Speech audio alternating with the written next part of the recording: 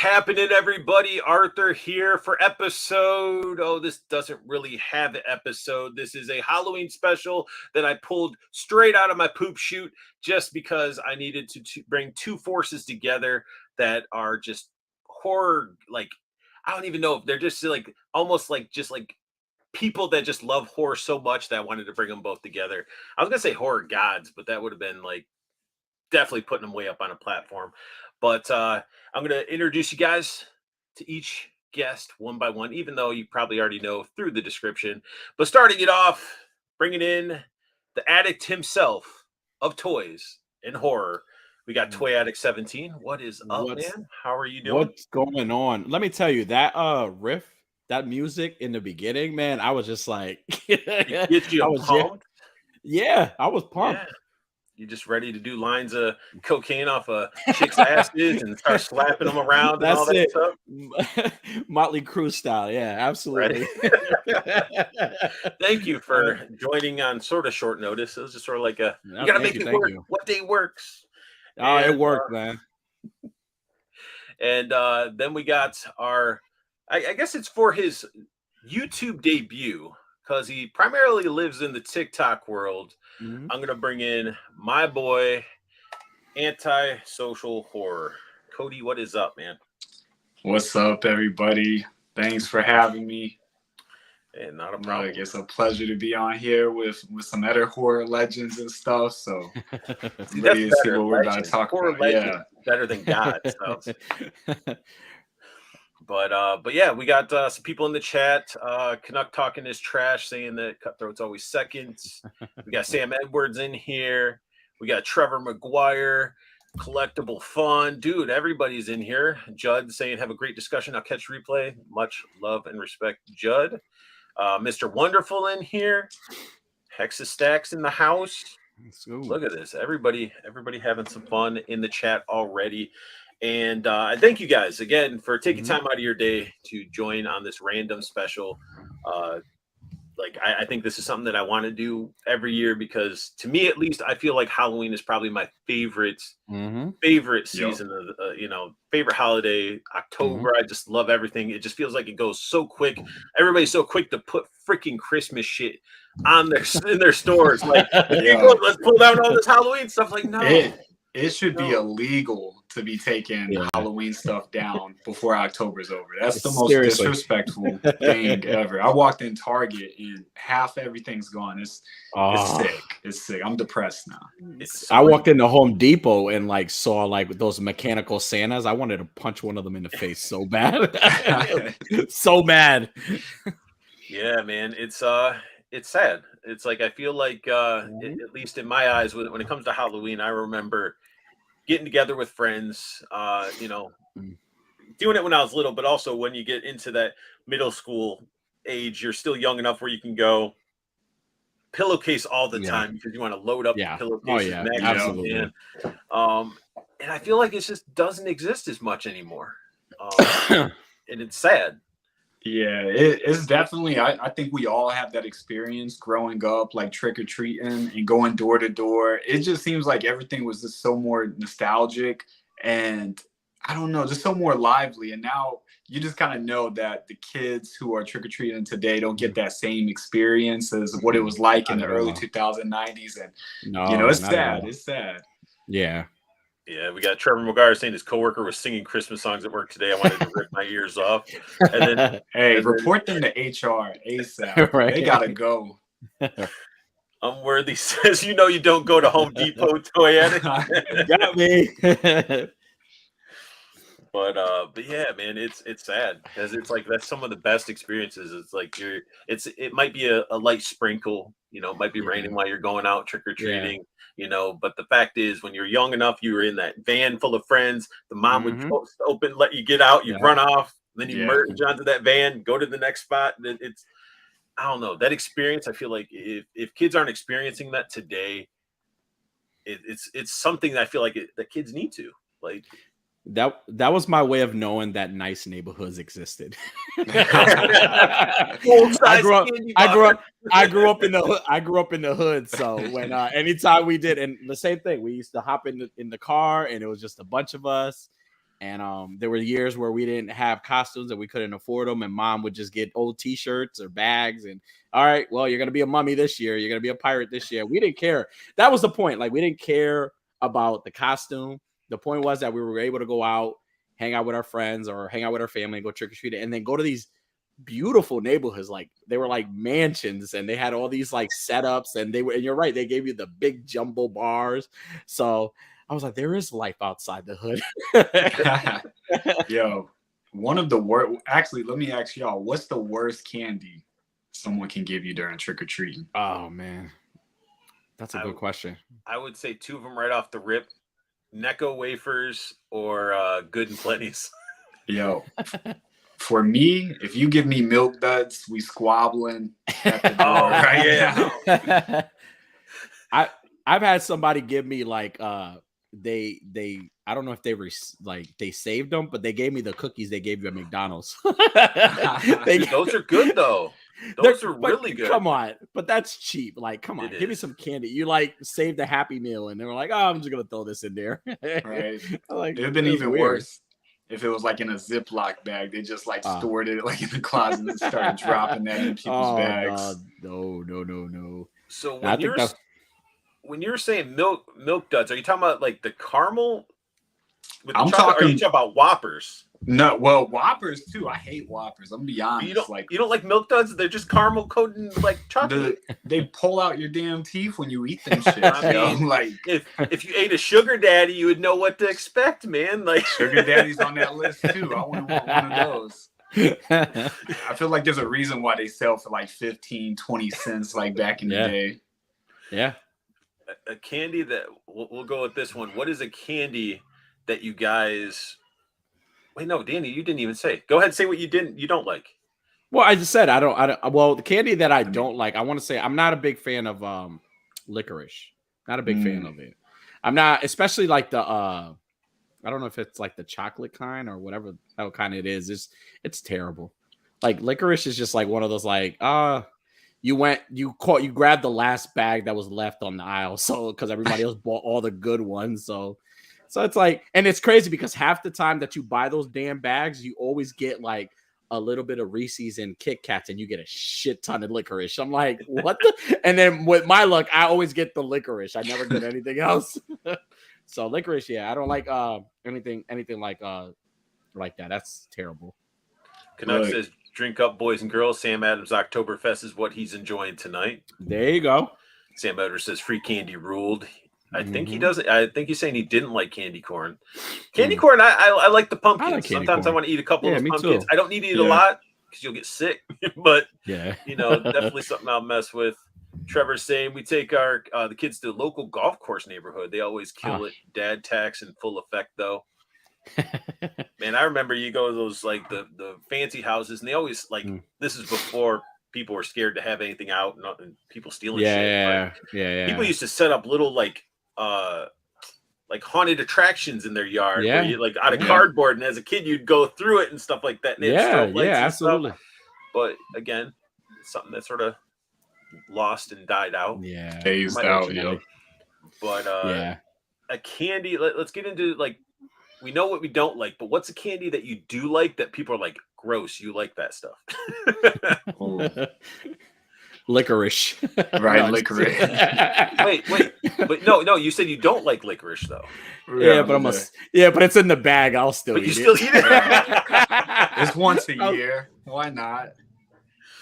I still eat it. I don't care.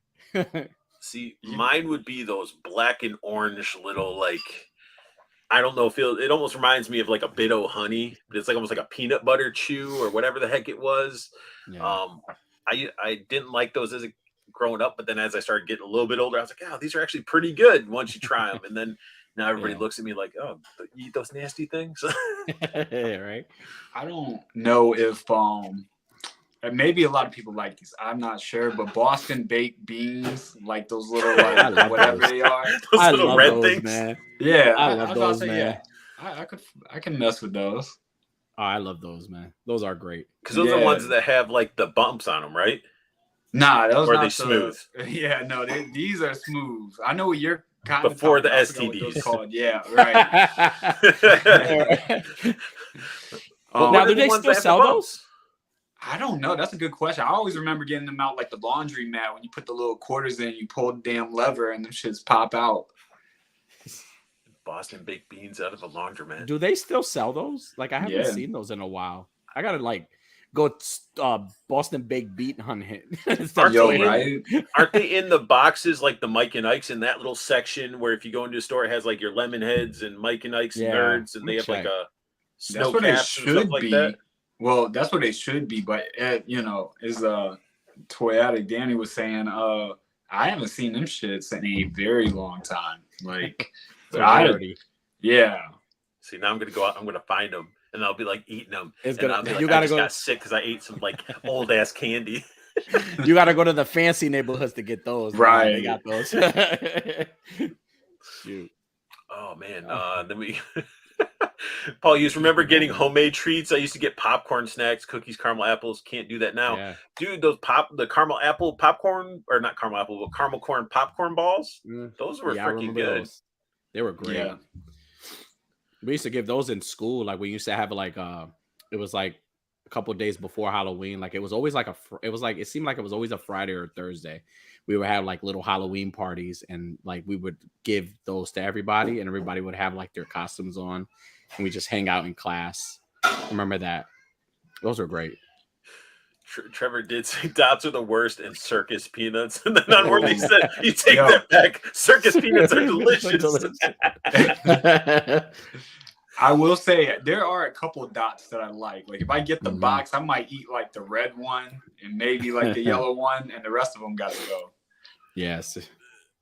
Canuck says they still got Boston baked beans. I have a ceramic jar that says Boston baked beans from when I was a wee lad in the 70s. Damn. Yo. And then Trevor says most people don't like Good and Plenty, but that shit is low key my favorite. I can't deal with black licorice. My mom used to love the shit out of them. But Good and Fruities were good. When they came out, Good and Fruities, those are pretty tasty. I if it was up to me, I would never ever either give that to anybody, or I would never. But it's like, again, I'm always the guy stuck with like anytime like we used to go trick-or-treating, I would grab and most of my hand be filled with licorice. I'm like, well, fuck it, I just got licorice. And I would be like, I don't want this. And I like as I'm eating 50 of them, I'm like, I really don't like this. Yo. Oh, go ahead. I was about to say, Paul just brought up a good comment. He said Smarties and Necco wafers are worse than dots. But does anybody remember taking like maybe this was the gateway of smoking, but you take the Smarties, you crush it up, and then you like kind of like blow it out like smoke and stuff? No, I'd eat the shit. I love Smarties. All right, maybe everyone was just like drug addicts where I was at, and they were just getting started or something.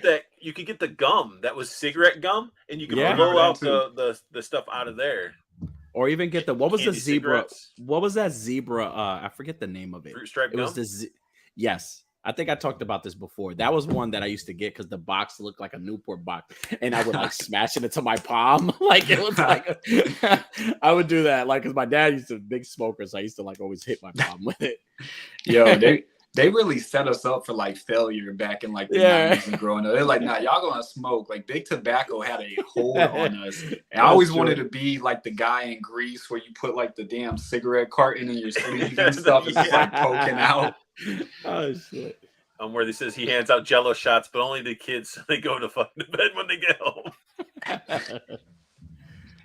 But yeah, man, that is true because you had the candy cigarettes, you had the gum cigarettes, you had the gum cigars. The gum cigars. I remember them shits. Mhm. Remember when you used to get the ground up beef jerky that was like dip? It was all ground up and you'd eat it and whatever. Yep. But yeah, it was marketing genius. Yeah. Now you got people that are missing like their lower jaw and stuff like that because of that, But no, I mean that was the best time, man. Like all the candy from like 80s, 90s, before they started getting so many regulations, man. Yeah. Where the hell's my lime runt? They got rid of the lime runt. Where's it at? Yeah. You can never find those. You find those at the dollar store now. Like all those like classic candies or like something similar. You'll find them at like the classic You store. won't find a lime in that though. They replaced it with like watermelon or grape or something stupid. Like cherry. Can't go wrong with cherry. Let's go ahead. Can't go wrong with it. We're gonna call it lime, but we're gonna add cherry to it. Don't forget about Big League Chew.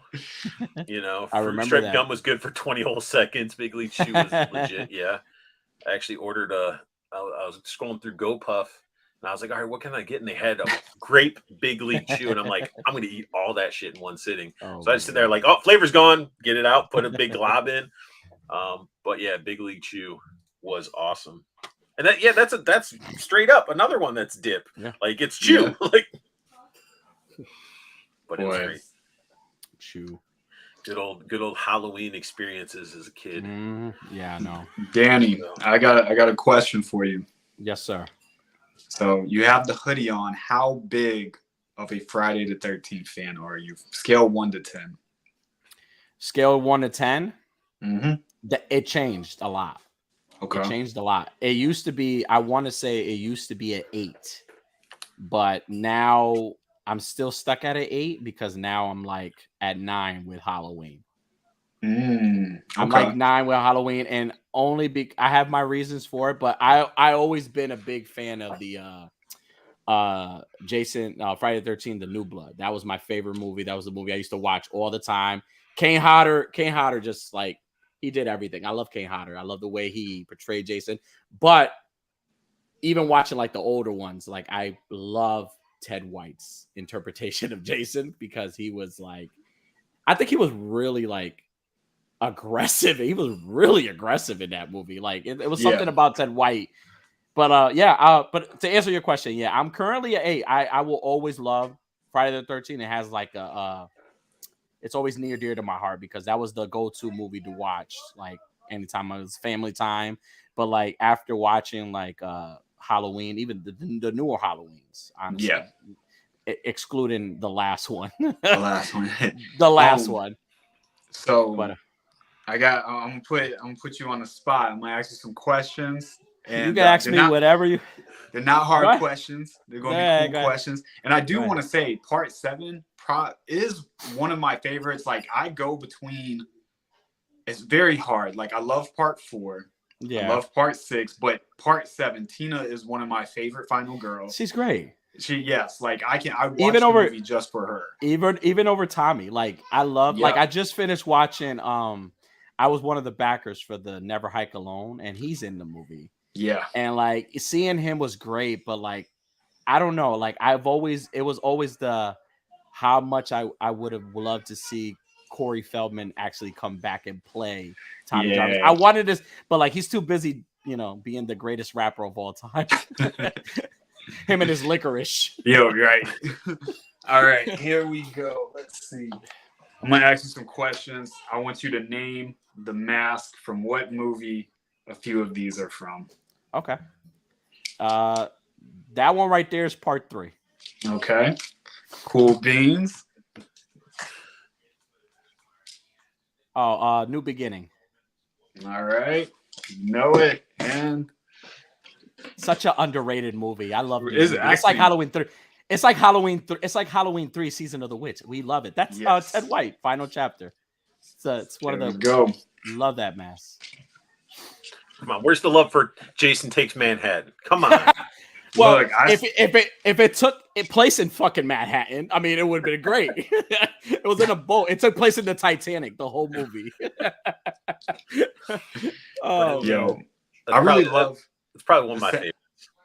Yeah, I actually like that one. The soundtrack is great. I like when they get to New York. Everything on the boat they could just cut out. But once they get in New York, rest in peace, Julius. First of all. Oh yes. He's the toughest mofo in all the even over Tommy Jarvis. He was the one that was ready to go. He just messed up when he was just messed up the minute he said, because we played this on our show one time. We played the video after like YouTube tried to ban us because we were like playing YouTube videos on YouTube. We played the scene where Julius was fighting, and like the whole time we're like pumping Julius up. I was like, I like his form. And the way he messed up is like the moment he knew he fucked up is when he said, take your best shot.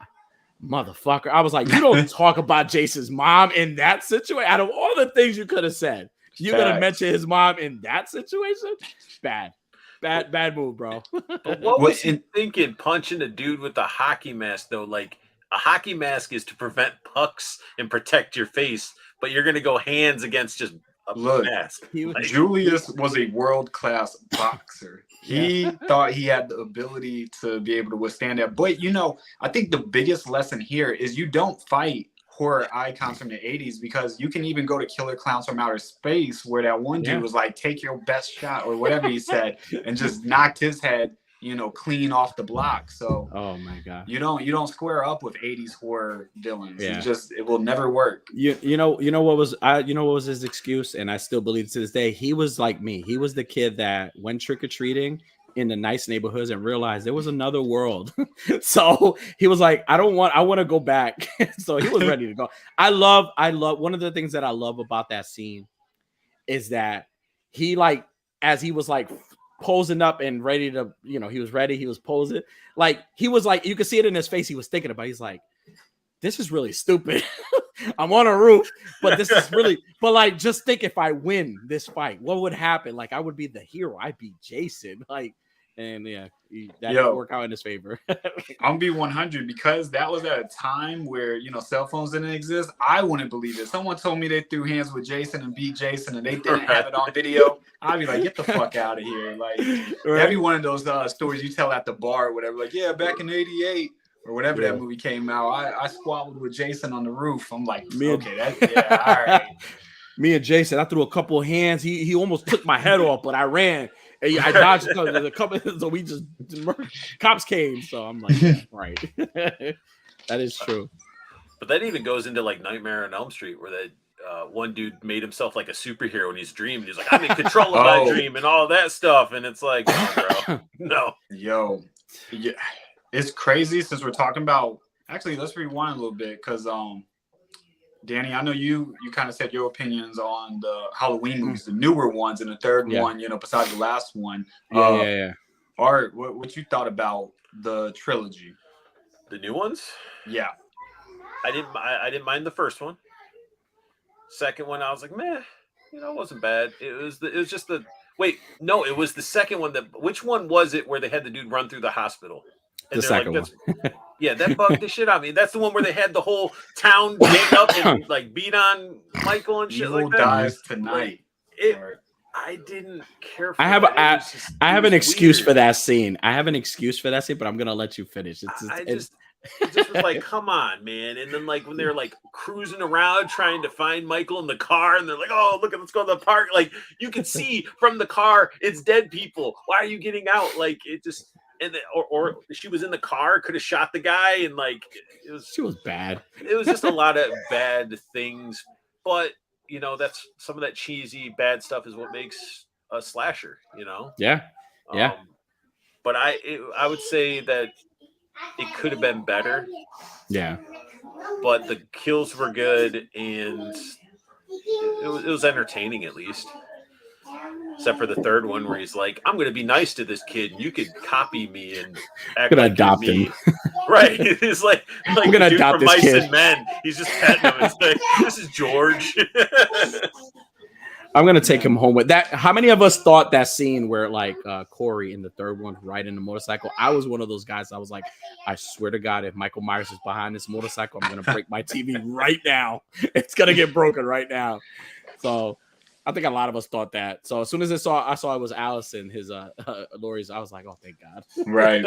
Man, so I'll say this. The first one, I loved it. I think we all were excited when it got brought back. Yeah, we're just like, wow, like someone could, bring it back and really do good with it. 2, it was kind of mid. For me, 3, I'll be honest, I didn't like it for it to be the end of the trilogy, but I have a new perspective of, Halloween 3 is one of my favorite movies, Season of the Witch. And I almost try to get the perception in my mind of thinking about like, hey, this is not the third part that ends the trilogy, but if this was a one-off story where, it's in Haddonfield, there's this guy named Corey who, he was tired of getting bullied, and then he took out his, rage on people in Haddonfield. I can kind of like it in a different, point of view. I will say I do want to get Corey's Scarecrow mask. I know that they sell it like on the Trick or Treat website or whatever, or studios.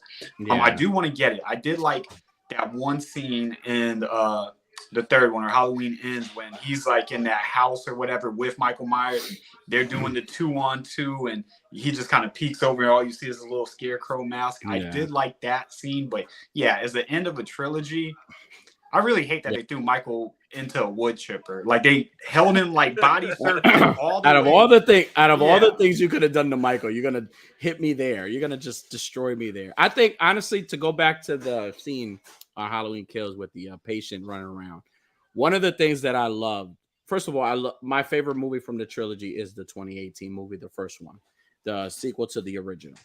And one of the reasons that I love that movie, I love the fact that they took away the whole I'm Laurie's brother. And I love that. I love that they took that away, and then they made it like, I love that the doctor was trying to get him to, because they thought that that's who he was going after, but it really wasn't that. I love that he brought it to, because he wanted to see what would happen. So, but one of the things that I thought that I loved about Kills, besides the kills, because I love the kills in Halloween Kills, they were great. Michael's a badass in that. Like, you cannot, like, that's like one of the great, that scene when he comes out the house and it's burning. You can't tell me that's not a badass fucking scene. Even if you're like, man, you're like, that scene right there. I'm like, damn, that was a great scene.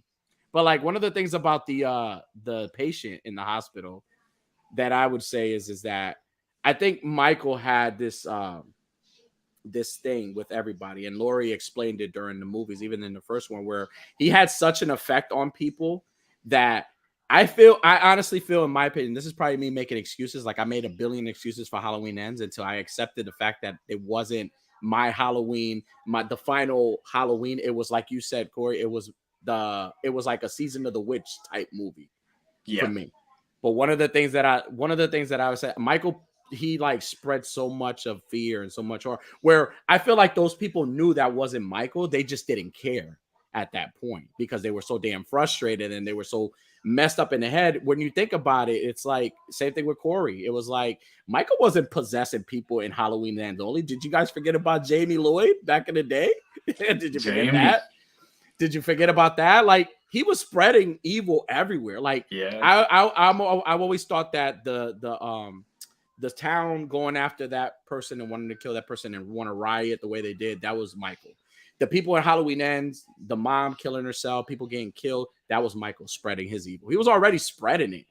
And it just, Corey was the one who was kind of like, they needed that one person to kind of like, and honestly, I agree with you. I think had it been like a spin-off movie and then did like, even if they said like, hey, Michael is in jail right now and Corey kind of took in that evil that was spread in Halloween Kills and became the new shape, because she said it in the end. She said, evil doesn't die, it takes shape. That was a perfect quote to say, because it's so true. And that's what I loved about these movies that really struck me over like the other ones in the past. Like it explains so much. But again, Halloween Ends pissed me off because it kind of just left me like, it kind of left me on one of those at that one night where you have the perfect woman and you're with her and you're there and she's like, all right, have a good night. And you're like, fuck. So you go home and you're like taking a cold shower. That's what Halloween Ends did to me. Facts. Yeah, I 100% agree with that sentiment.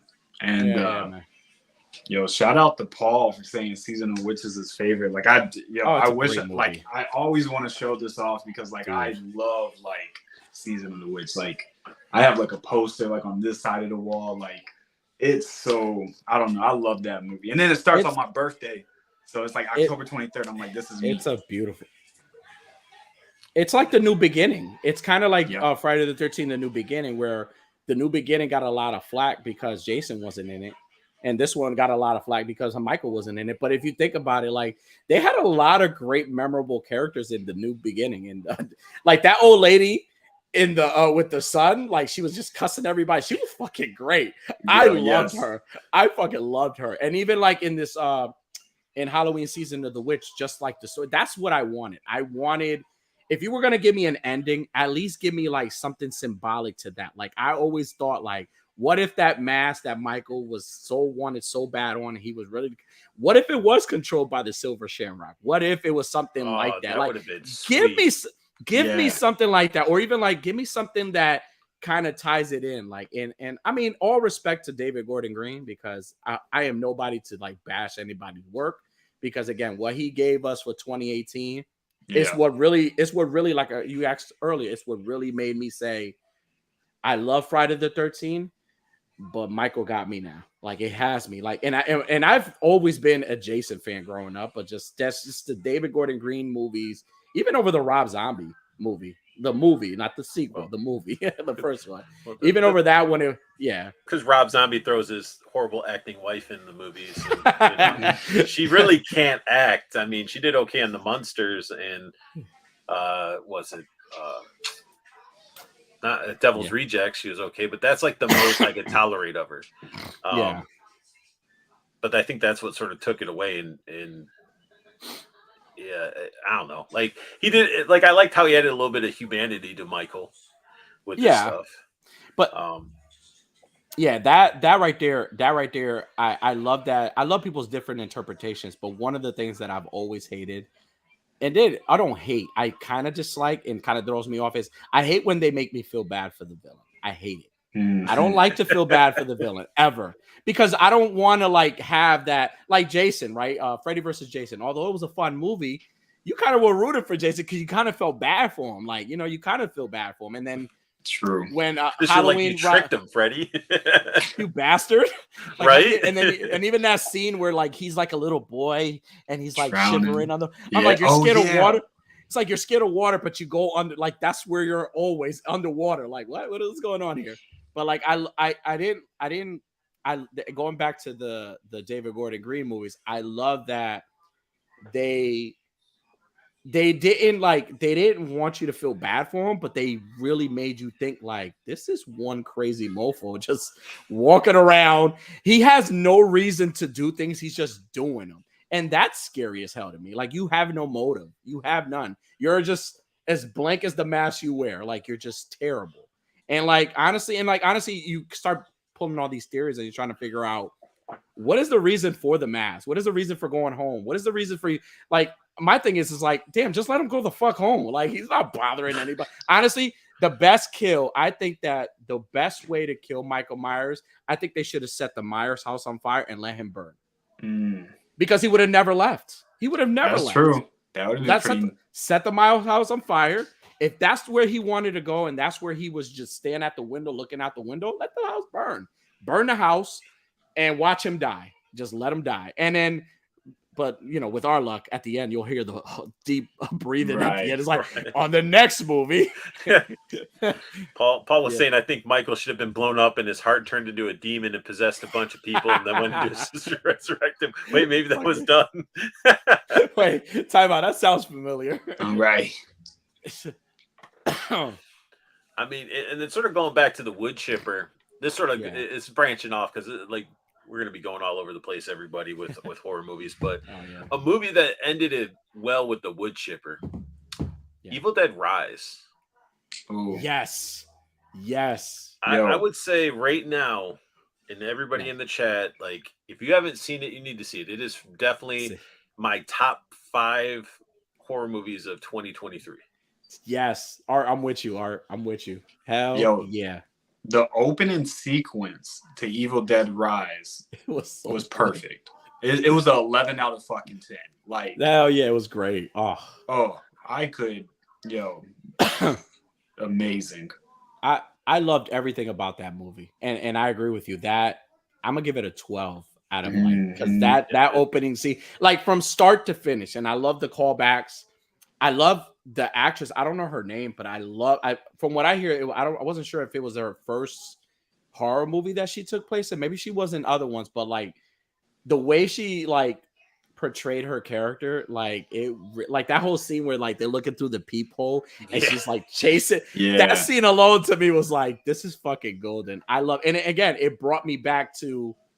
It's kind of similar to like old Halloween trick or treating. It brought me back to that nostalgia horror movie vibe where you get like little silly shit like that happening, but it creeps you the hell out. Where she's like, the little boy's like, the guy's shooting, and then she kills him, and the little boy's running, and she's like going after him. I'm like, this is fucking 80s type, 90s type movie shit. I love this stuff. This is great. I think that's the type of directing that, in my opinion, Sam Raimi shines at the most. You know, Drag Me to Hell. I enjoyed it a lot. You know, he sprinkles in a little bit of comedy into it, but then his gore, even though it's over the top, is just, it's well done. And it was like, I went in there with expectations. Like, I was like, all right, it's a Sam Raimi film. It's a sequel to Evil Dead. I mean, how are you going to top that last movie? Because that last movie was pretty damn good. Like, let me see what this is going to be. And he just knocked it out of the park. Like, the cinematography was done super well. The lighting and just the creep factor was just cranked all the way up. You know, I do have to say, because you brought it up, man, if we're talking about greatest remakes of all time, that Evil Dead remake from 2012 or 2013 that shit is beautiful. It's good. I enjoyed it too. It was really good. As long as you don't go in there expecting Bruce Campbell, because damn it, I do love Ash as Bruce Campbell. Like, Bruce Campbell as Ash. Like, I just feel like that to me is what I wanted. But if you go in there not expecting that, the movie is great. And it does, again, have its comedy. I mean, I'm bleeding out, but I'm going to heal myself with electrical tape or duct tape or wherever the hell. What? Life points restored. Right? Jesus. Man, that was a good one. For some reason, when I think about that Evil Dead 2012, 2013 remake, I think about the remake of The Hills Have Eyes from like 2006. Because I never really watched the original one, but I've seen bits and parts of it, and it never really like captured my attention like that 2006 version. But man, that was a brutal ass horror movie. That's one of the ones that scared me as a kid. Come on, that's real, dude. I guarantee you, there's towns out there that are like that. Like Baltimore. No, it's not Baltimore. Come on now. It's not out in the middle of nowhere. But I'm just saying, I'm sure there's some like people, you know, living out in some weird spots and strangers coming through that shouldn't be coming through. You know.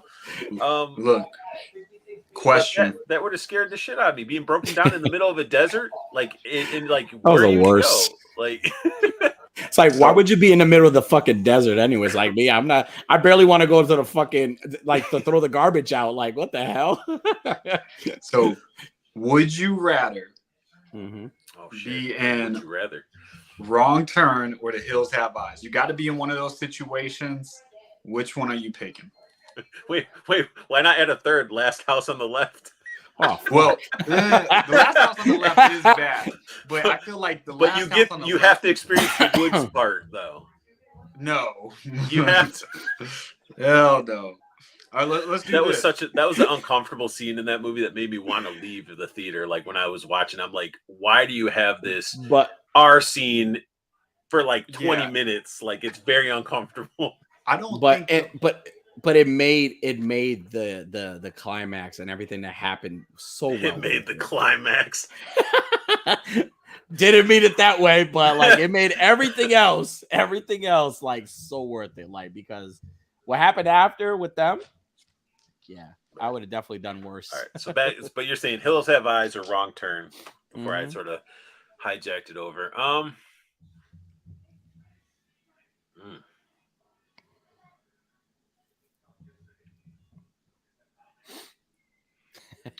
going to say Wrong Turn.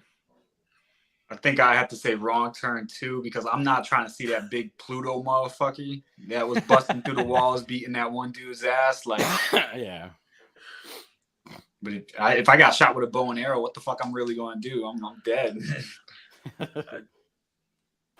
It's just the desert and that heat and just not knowing where to go, because you go one direction, you're going to end up just dying out in the desert. Like, yeah, that's true. Look, Paul added a new one in there. Hills Have Eyes, Wrong Turn, or Human Centipede. Arthur, I already know you say Human Centipede. That'd be your favorite. Like I said, I'm still gonna hold with Wrong Turn. What Human Centipede? Oh, jeez. I mean, it depends on what part of the centipede you're at, though. If you're the front of the centipede. No, you're the middle. No, dude. I don't want to eat poop and then have to poop it back out. Why not add Tusk in there then? Yeah, right. We got Legends Collector 1320 says, have you seen Primal Rage? Yes, like the game. It's basically Predator but Bigfoot. No. I have not seen that. I've seen the cover of that movie, like in like certain places. Like I've seen the cover, but I've never seen the movie. And I love Primal Rage, the game. The game was great. We got no chewing in the house. Chewy. KJ Smith. Trini says wrong turn. Yeah, look, the ones that said wrong turn in here, we all just being wrong turn, and hey, the best people survive. Look. No, okay, surviving. Now, how do you feel in that? Should you guys split up, stick together? Well, if it's anything like the people that were in any of those movies, I'm splitting up. I'm not around none of them. I was like, hey guys, I'm gonna go use the bathroom real quick. I'll be right back, man. I'll be out there like Arnold doing like Predator. I'll be putting mud on my face. I'll be like getting the spears ready and then doing the whole torch scene. Like, fuck that. I'm leaving them. Yeah, I think maybe. They can't catch all of us. Hopefully not. So I think we all break for it in different directions, and we see what happens. Yeah. We gotta check out Primal Rage. He's saying it's fantastic, great effects, and fully practical monster. Okay, that's like the movie. You want to know what movie had really good? Like I'm all about practical effects. Like I CGI is taking over so much of theater, and I'm in movies, and I'm glad that horror movies don't really lean as heavy towards it. But have you guys seen the movie The Void? Hell yeah. I think I seen it a while ago. So that whole monster that was in that movie was a whole practical effect type of monster. And I was just really impressed with the amount of detail they put into it instead of CGI in it. And, I feel like that's the easy way out. It's the Sharknado way out. Yeah. Man, that part, and this won't spoil anything, but the part where they're going through the hospital and they go to the basement and they're like, hey, there is no basement. I was like, they're dead. But that's right. It. I was like, wrap it up. And I was like, there's no way to get out of this one. That is true. And I agree with practical effects. Like another movie that had great practical effects is The Thing. John Carpenter's The Thing. I love that movie. I never seen The Thing. What? It's like honestly, I love Halloween, the original Halloween, but it's like probably one of John Carpenter's best movies. I love that movie. I love The Thing. And that's just my opinion. I love that movie. I feel like The Thing is like one of those crucial movies of its time because this is how I view it. I viewed it as it was a branch between like your normal horror and into your sci-fi horror. Yeah. Mm-hmm.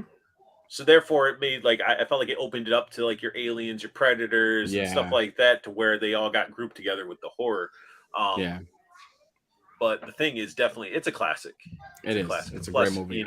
If NECA's making a gross ass dog figure that just makes you want to puke looking at it, then it's a good movie. Seriously. Yeah, it's 100% on my watch list. Like I've only heard good things about it, and the only reason I avoided it, I avoided The Shining too. I recently watched The Shining from beginning to end because it was one of those movies, just like The Thing, where I thought I seen so many clips. I was like, I know what this movie is about. I seen the best parts, but when I went back and watched The Shining like from start to end, I'm like, damn, I was missing out. And I already know when I watch The Thing, because I love 80s horror movie, I love practical effects, I only hear good things about it. I'm gonna watch that shit and be like, fuck, why am I 40 years too fucking late? and it makes you think. Like we're asking questions about like Wrong Turn and like Hills Have Eyes. It makes you think like, because, and not to spoil the movie, that kind of like it puts you in a situation where like, do I want to split up from these fuckers? Because this shit is like, something's going on here. Like, I'm like, yeah, I'm out, guys. But then you run the chance of like them trying to like kill you because they maybe suspect something about you. I'm trying not to spoil the movie for you, but again, it's definitely one of those like top movies to watch. That's my like top movie to watch on Halloween. Like I have to watch The Thing. So I do know that part of the movie is like, all the guys are there, and that whatever is like the killer or the thing can take shape or form of any of them. So it's almost like a who's who or who's whatever. And so I'm very excited to watch it because, you know, if I hear and I see so many discussions about it, and like I said, I know I'm missing out on that one. No, it's a great movie. Another movie I could say that I was really good. I mean, it wasn't great, but it was really good. Was Barbarian. I love Barbarian. Barbarian is my favorite movie of 2022. If someone asks me what my, you know, most recent favorite movie is, I put Barbarian on that pedestal because I went into that movie. I didn't watch any previews. I knew nothing about it. Someone just said, "Hey, are you going to see Barbarian?" And I was like, "Is it out?" And they said, "Yeah." I went to the theaters once again, not knowing anything. And when it got to the part where it kind of cuts off and then it cuts to Justin Long, I was like, "What the fuck am I watching?" Right. Loved it. But the question is, would you drink out of that bottle? Oh, I double hand the bottle right now. Like if it was my life out here. Yeah, right. Mama. Barbarian is another one that I feel like a lot of people like skipped over. They'd see like, "Oh, I don't want to watch it." Like, no, Barbarian was great. Yeah, it was. And going sort of back to The Shining, what did you guys think of the sequel to The Shining that they did? I still got to see it. I think they did a really good job with it. They did. Not as horror per se as the original, but you know, more like the I guess spiritual or magical side of things. Yeah. But it was pretty good. Yeah. I enjoyed it. Yeah, I do want to see that. Do y'all remember John Carpenter's Ghost of Mars? Oh, with Ice Cube. Ice Cube and Jet. Yeah, why that movie scared me as a kid. Like that dude, like the main fucking leader and shit. When he killed Lizzie McGuire's dad. Yeah. Traumatized. Like not Lizzie McGuire's dad, you bastard. Oh man. It's like I thought you were gonna say John Carpenter's Vampires. Like I love that one more. John Carpenter's Vampires, like James Woods and them. Like I laugh every scene he was on. Like I just like loved him in the scene. Like the way he was like mistreating the priests, like fucking dragging them all, and like even the guy that plays Silver in the Cobra Kai, he was the vampire, the head vampire. John Kreese. And it took me it took me a while to be like, wait, that's the same fucking guy. Wow. And he was really, really maybe he had boots on or something, but I love that movie. That's like another one of those like John Carpenter movies that I would put at my like top spot. Like now what do you guys think of Puppet Master? I liked it. Oh, yeah.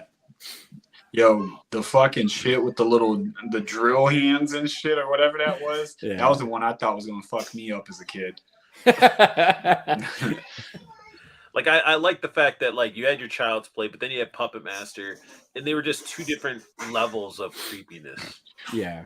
And I want to make sure this ain't no type of fever dream I had. There was Demonic Toys versus Puppet Master, right? Yeah. Yes. Demonic Toy. I need to go back and watch like the Demonic Toy. That had like an individual movie, right? Before it went into I need to go back and watch that because I don't remember it besides like just I don't know, maybe the baby or something. Now that you said that, I remember watching that movie multiple times, but I don't remember any of it. Right. Like I need to refresh myself on that because I would have never guessed it or thought about it before this, like in 100 years, yo. You want to go to some let's go to some carnivals that have ghoulies in there? Yo, I would love that. Yo, I always remember the little ghoulie coming out the toilet and shit. It just made you think of like I'm never going into like those weird mirror fun houses at carnivals, okay? Now, going back to remakes, like besides like you said that Evil Dead was your favorite remake. What's your favorite remake, Art? What would you say is your favorite remake that it was done? If not good, maybe close to a little better than the original. Like, which one would you say? You put me on the spot. And look, I'll go first, right? Okay. I think that the remake to Friday the 13th was great. I think they should have continued. I love that they meshed 1 and 3 together, where they kind of didn't give you too much of like, I mean, I think in this day and age, we really don't. I mean, first of all, Betsy Palmer, we don't have to replace Betsy Palmer. We love Mrs. Voorhees from back in the day. We don't need another Betsy Palmer, but I love that they kind of like kept that whole beginning part and gave us like, okay, we're going to give you part 2 with the sack, and then we're going to give you part 3. I love that they did that, but also too, the thing that I love the most about it was how they made him, like they showed you how well he adapted to the wilderness to the point where he was setting traps. He was digging tunnels, where he explained where he ended up one spot and another, where it was like, he's supernatural. How the hell did he get over here? Well, now you know he fucking walked a couple of miles to the ran because he probably was fucking like, I love that. I love that he was like, I love that they made him like, they kind of humanized him. I mean, he was technically human in the movie, he was just deformed. But I love that they showed how much he was upset, where he was like, when he was like sharpening his machete, and it showed you like all he could think of was like, yo, these fucking bastards really killed my mother. And you keep coming here. But that one dude had a coffee cup that turned into a bong. Oh, remember at the beginning he was like, look at, and it like turned into like his coffee cup. Yeah, I thought that was pretty cool. And to your point, man, they also had like a little sprinkle of number 2, because I remember Jason had the bag over his head before it got knocked off, and he found it. And that's one of those other movies that has an opening scene that really sets the standard, you know, for the rest of the movie, because those 6, this is how I judge Friday the 13th movies, you know, obviously because of the Jason, but also the group of teens who are in the movie, you know, that's how I kind of like differentiate them. And I like the group of teens that was at the beginning of that one. And when he ran through those, I was like, oh yeah, whatever that next group is, they're done too. And you were like, wait, this is just the beginning of the movie? I thought this was like, we just like, what? Like to give us that much. So it's like Evil Dead, to give us that much in the beginning and get us pumped for what was going to happen. Like, again, I love the kills were great. All again, him adapting, and like, he was fucking scary. Like the whole time I was watching the movie, I was like, I would love to see Derek Mears' Jason versus Tyler Mann's Michael Myers put together in a movie. I want to see them both in the movie, because it was the first time, honestly, like you were scared of these characters back in the day, but like to see their size, and you know, they gave you the whole, like, they're really tall, they're really muscular. Wait. Paul Hughes he said coffee cup bong was Cabin in the Woods. It was. That's but the other, there was still smoking paraphernalia in Friday the 13th as well. I know for a fact it was something. It was something that was in there.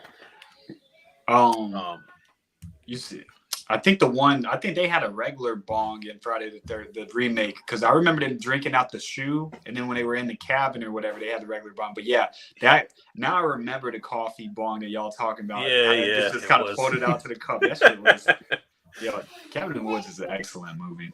It is. I wish they would have done more options. Like, it should have been like a trilogy where you got to see, like, if they chose this option, if they chose this option. Yeah. But going back to the question, and I'm thinking I'm getting this right, because I would have to say, because My Bloody Valentine, they had an original, then they did a newer one, the newer version, which was in 3D. I saw that in theaters, and it was damn good in 3D. It was where they put effort into 3D, where he's behind a chain link fence, and you felt like you were behind that chain link fence looking through. And when he had that shotgun and he panned it around, I could see down the barrel of that motherfucker. So I would say my Bloody Valentine in 3D. Good choice. That's a great choice. Now, oh, go ahead. I'm sorry. Oh, no, go ahead. No, I was going to say, well, going back to that, since we all said what were our favorite remakes, what is a movie that you wish was remade? Like, you wish you would love to see a remake of it, but also done right. Because, again, not all remakes come out, you know. Perfect example, we were talking about Total Recall yesterday. I seen the sequel with Colin Farrell. Please don't even ever touch. And, like, there's rumors about one of the movies that I always said that I want to remake too. But they have to keep a certain element to that movie that made the original great. Is Jaws. I want a remake of Jaws. I want a proper remake of Jaws. I want a great cast. But the element that I'm talking about is I want the element where they don't show the shark. Like, even if you know it's a shark, keep that, because that to me was that to me was the same as Michael Myers being between the clothesline looking up at Laurie, or Jason showing up at the cabin in part 2 and she's like standing, you can see him through the crack door. Like little things like that, just not seeing the shark for a long period of time, but even just knowing it's a shark, because we all fucking knew it was a shark. We just didn't know what the shark looked like. I just love that they did that, and like that's one of those movies where I wish that was remade. And like I always said, Willem Dafoe would be a great Quint. Like Willem Dafoe for me would be like a great Quint in that movie. So which ones would you guys say would be a movie that you would want remade?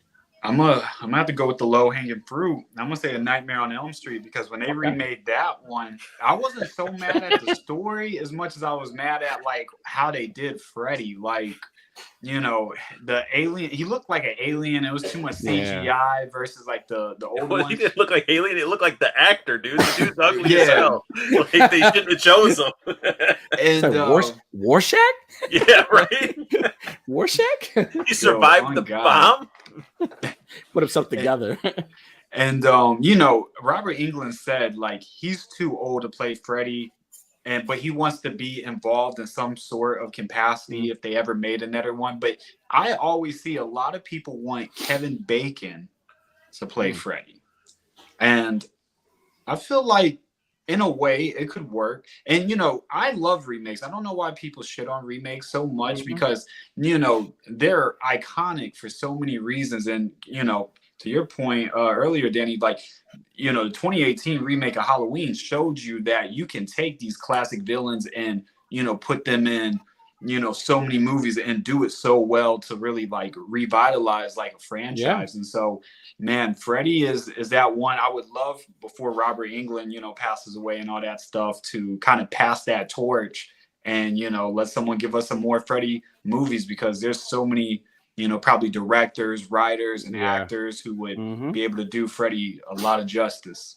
Yeah, I agree. Mark Hamill for Freddy, Trevor said. Yeah, that's another. Yeah, hell yeah. Just don't. That's a remake that I fucking hate, by the way, is Child's Play. I love Mark Hamill and all the respect to Mark Hamill, but when I went to go see Child's Play, my brother actually paid the ticket for me to go see it.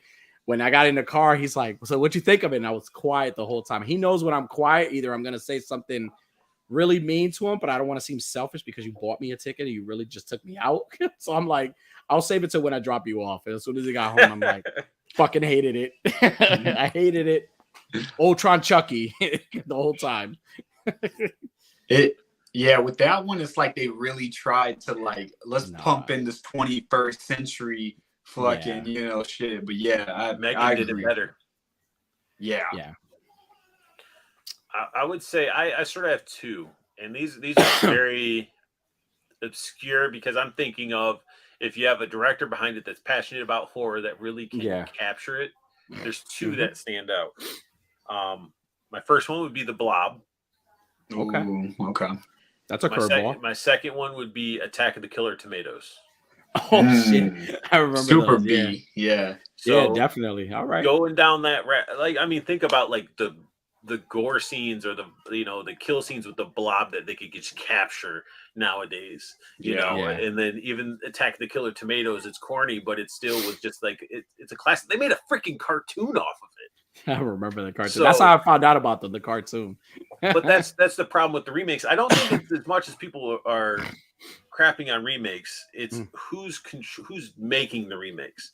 Do they have a passion for the genre or the original source material?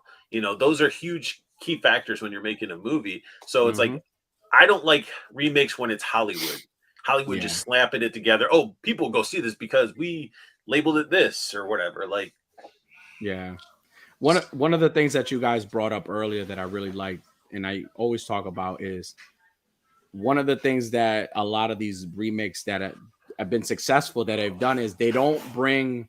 Yeah, I see that too, Art. I saw it too. I agree 100%. I know, I saw it too. But one of the things that go show that, Art, because I wanted to showcase it. Yeah. So remake of Saturn 3, and I've never seen that, but Event Horizon. Yes. Event Horizon is a great film. Excellent film. Like, yes, but I would like to see a remake of that, or maybe a sequel or something that's spin-offs of that. But I was saying, one of the things that I think a lot of movies like Evil Dead Rise, even Halloween, and I want to say Scream 6, one of the things that they did well is you don't need your legacy characters to make your movie. You don't need Sidney Prescott in the movie. You can have Laurie in a movie, but hey, showcase other characters. Like, I love that the granddaughter was like kind of the Laurie in the movie. Yeah, And but I that love that granddaughter Bruce. was so bad. It was so bad. Like I love that. I still love him. He's a psychopath, crazy, weird person, but I still love him. I'm gonna Yeah. ride That's his love. That's motorcycle real with him. love. Yeah, that's real love. No, it's 'cause Find she's yourself a little bit woman that crazy. would love you. So find yourself somebody that would love you as much as Allison loved Corey. You'll be all right. But also too, like Evil Dead, it didn't have Bruce Campbell in the movie. People were like, "Oh, Bruce Campbell's not in the movie," but look how great it was. Like, it was such a great movie. That's one of the things that I love about remakes, where if you're gonna make the movie, please please go into the source material, but give me new characters that I could like follow and build a relationship with, where I'm like, oh, like the new Scream movies, like I love the whole like Billy Loomis daughter shit. Like, I love that. I love her, and like I'm anticipating her to be just a bad guy in the end. Like, yeah, like fucking great. Like, I love that they did the whole Manhattan thing, and even in just that setting, it was like I went to New York for New York Comic Con. There was people fucking dressed up like Scream, and I'm like, it better not fucking happen today. Like, I'm ready to swing and like, so I'm ready to go. But like, I love that they don't take their legacy characters and make them too much of like, put them like, they do too much with them. They give other people a little bit of shine. I love that remakes have been doing that. Now, a remake that I'm looking forward to once it comes out into some sort of form or theater. Oh yes, I gotta see Toxie. Peter Dinklage as Toxie. Yes. And it's, it's not being made by Troma, it's made by somebody else, but from what I've seen in the trailer and stuff like that, they definitely paid respects to that over the top gore factor that Troma has. So I know it was aired at like a special premiere at a certain theater, and I'm hoping it's going to spread like wildfire, because I can't imagine you would have, Elijah Wood, Kevin Bacon, Peter Dinklage in a film and not get it played in other theaters. I would really love to see what the conversations was to Kevin Bacon and Elijah Wood of like, hey, I got this idea. Have you ever seen Toxic Avenger? And just wonder what that conversation looks like. I'm excited to see that. You're the one, Arthur, I believe, that put me on Toxic Avenger. And the one scene that you had like mentioned that is still burnt in my head is the beginning scene when the kid's on the bike. And when I seen that scene, I said, yo, what the fuck is this? Like, I knew shit was about to get wild, and it got even wilder. I still need my Tromaville Health Club or, fucking t-shirt, yo. A movie that's not scared to kill kids, it like definitely puts The Blob too. Yeah. Or like not even horror, if you watch that remake, it's not even remake, the newer Rambo, where he was like transporting the people into the jungle or whatever. You just saw like kids getting destroyed there, and you're like, okay, you're not scared to show that. And I think that definitely puts you into a different realm where you're like, hey, I'm not going to restrict anything. If it requires it, it requires it. And it just showed how shitty those people were at the beginning of Toxic. You're just like, all right, these guys are assholes, but they are like that shitty. They're like those ritzy, I got money and I can get away with anything. I used to be traumatized with killing kids. I was always traumatized with Pet Sematary. Like that whole Pet Sematary movie, like that whole truck scene, and even the remake. That was another remake that I really enjoyed. The remake to Pet Sematary was really good. I felt like it missed a little bit, but John Lithgow was amazing in it. Yeah, he was great. I enjoyed him. Have y'all seen Bloodlines yet? The Pet Sematary, I think that's what it's called. I haven't seen it yet. Yeah, I haven't either. I want to check it out though. Yeah, looks pretty good. The trailers at least look pretty good. Yeah, I thought the trailer looked pretty good too. Man, speaking of just stuff that's supposed to be coming out, one of the remakes, or maybe not a remake, but a sequel that's supposed to be coming out is Killer Clowns from Outer Space. They talked about it so long. Sci-Fi was supposed to have the rights to it. But as much as I wanted a sequel, I'd rather it had it back in the 80s versus now. Yeah. Like, I'm cool with the game, coming out. Like, I can't wait to play that. But sci-fi getting the rights to any movies scared me a little bit. Yeah. Overly CGI. It's going to look Yes. like somebody put a sticker over realism, and yeah. Somebody's gonna get killed in a wood chipper. Somebody's gonna get thrown in a wood chipper in a movie. Yo, facts. Sharknado comes out of nowhere and ends up just sweeping all the clowns up. It's cotton candy cocoon tornadoes. Right. Yeah. Well, speaking of movies, because one of the things that I love so much about horror movies, besides just the characters and just the films and all that, one of the things that I gravitate a lot to are the soundtracks. So I personally, like when I went to New York Comic Con, I bought a lot of like the newer Halloween soundtrack. Yeah, I got all of them. So I love, and I've been buying the vinyls. Like if you guys go on Waxwork Records, they sell all like the vinyls. If anybody's still listening to records or you still have a record player, they sell great ones. They 5 different versions of the Halloween theme playing at the same time. Dude, I put the CD, I put this original CD, I put the original. This is like they have the deluxe version with extra music from John Carpenter, but they have like the regular version. And dude, when I popped this open the day I bought it, I purchased it at FYE. They had it for like $5. And I'm like, I want it. Damn. You So got, as soon as a good price. FYE never sells anything for $5. And as soon as they had it, because anytime I'm like at a store, and it's kind of good to segue on like things that we buy in regards to like collectibles, but like anytime I'm in a store, I'm always currently I'm looking at anything Halloween related, anything horror related, but mainly Halloween. Like I want to buy anything Michael Myers related, whether it's AirPod case or pet whatever stickers. I don't care what the hell it is. I don't even collect fucking pops, and I bought this pop, which I fucking hate, by the way, because it's Funko had one job and they like ruined it for me. But like one of the things that I gravitate so much is the soundtrack, and like I love because sometimes you get so caught up with the scenes in the movie that you kind of don't hear too much of like what's going on in the background, but that one, and especially in this one, that one song with it's called Allison Gets the Shape Stalks Allison. That scene where he like hung her friend on the fence, and like she's like looking at her, and he shows up, and then that guitar riff hits. Man, that's such a badass fucking song, man. I'm like, that's like a workout song. Anytime that song comes on, I'm like, I want to drive. If I'm driving 40, I want to hit 80. But yeah, it's dope, man. Go ahead. No, it's all you. I was just gonna say, I just miss where soundtracks in general were made by bands and stuff like that. You go through and like they would find a band and play it and be like, I want you to make a song for my movie or something like that. So that was like your only way to get it by buying that soundtrack.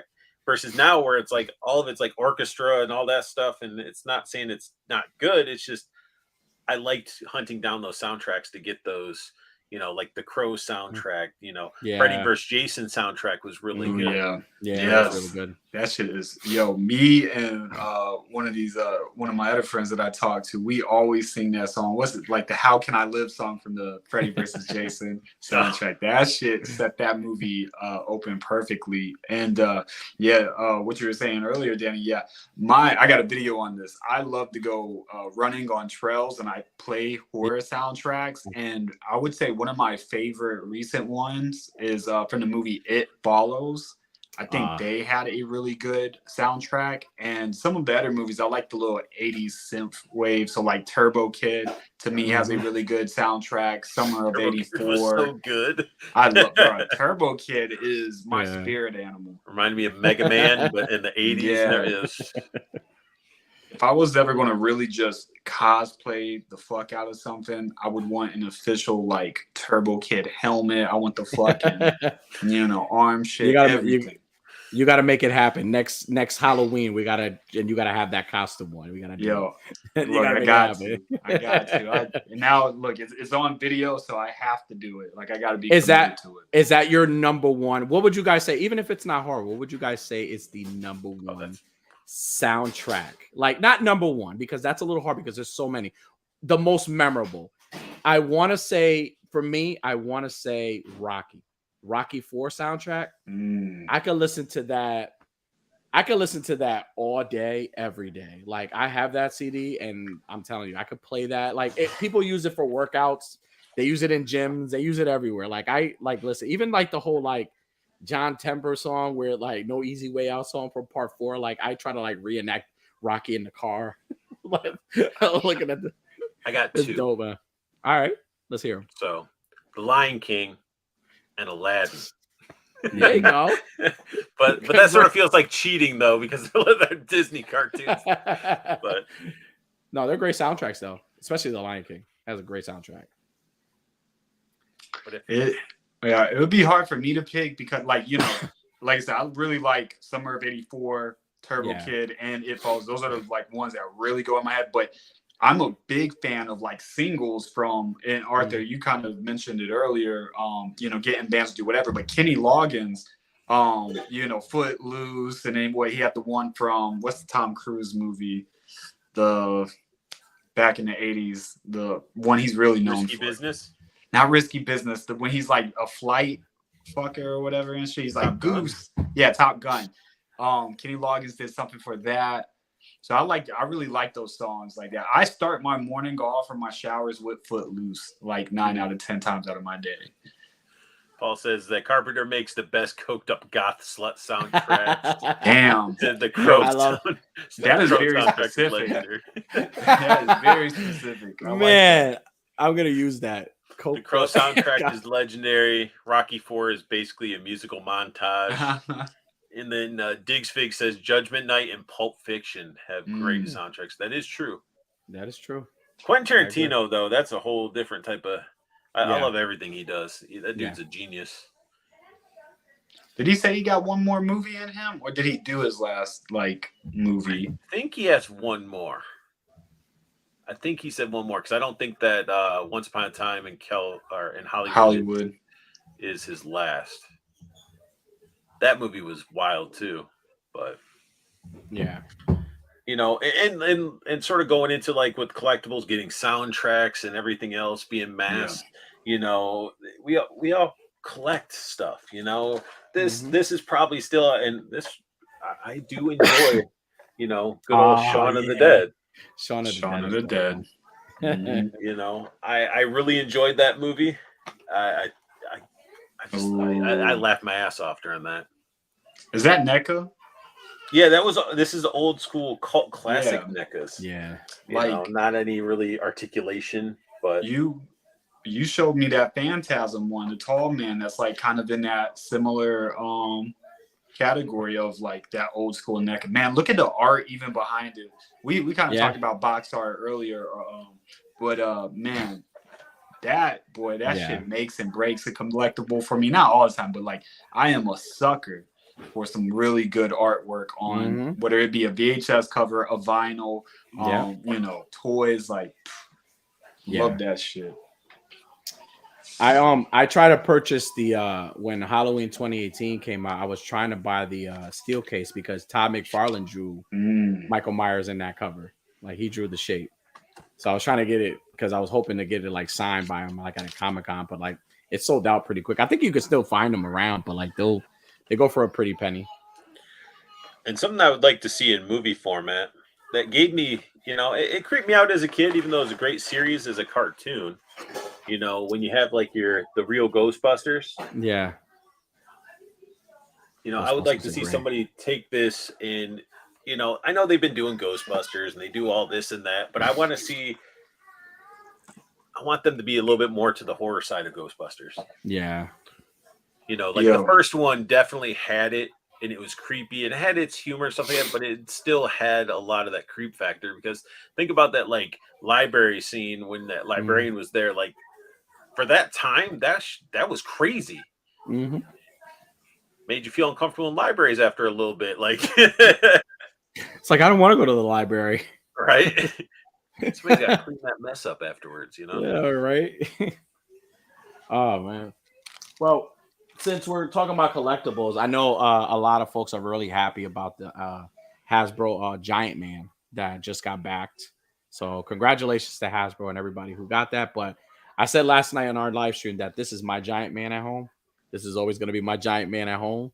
I love when I tell you like NECA, we talked about this art when it comes to NECA and it comes to art, horror figures, like the level of detail. Like I had this big ass debate about because Mesco released the Michael Myers 2 figure. And I made this whole thing about like how I thought the figure was great. It poses really good, but there was something about the way the NECA 2018 or even the NECA Halloween figures or any other horror figures, the way the level of detail that NECA puts into them, like it's like they really like these are like fans of these movies who are really taking the time to say, looking at the source material. All right, let me add these and adding like little like even the Friday the Nightmare on Elm Street Freddy figure, the first figure, the fact that they put the phone with the tongue coming out the phone, I'm like, Yeah. this is a fucking fan. Whoever did this is a fan. That's why I always said it would be nice. I cannot wait for NECA to release a Jason Takes Manhattan, because some of the accessories, one of the 3 accessories that I want in that set is I want the guitar that he smashed in the girl's face with. I want that guitar. 2, I want the big rock, the like from the sauna room. I want the rock from the sauna room. I want that. And lastly, if they can, I want the toxic waste container. He put the, that would be awesome. Just give me that. Or if not, I'm gonna freaking like make one myself. But like that would be dope. But like again, just like you were saying, like even NECA back then, like even if it wasn't articulation, and McFarlane was like notorious for it too. Like just the level of like art and like just the details. Like I wasn't thinking about articulation back in the day. I was thinking about like you said, box art, what it looked like, the sculpts. Like Torture Souls was like my shit growing up. I loved the Torture Souls. Loved them, but unfortunately my mom was very religious back in the day, so she made me get rid of all of them. You can tell it's definitely inspired by Hellraiser with all of those. Yes, absolutely. So I definitely agree. So what is your favorite like line besides the Halloween 3, because you just showed us the 3? What is your like go to, like besides that one, like what has been the figure that either any company has made that's horror based that you have been like, wow, like they really made this, like this is like it just. Let me grab it. I got it right here. Let's see it.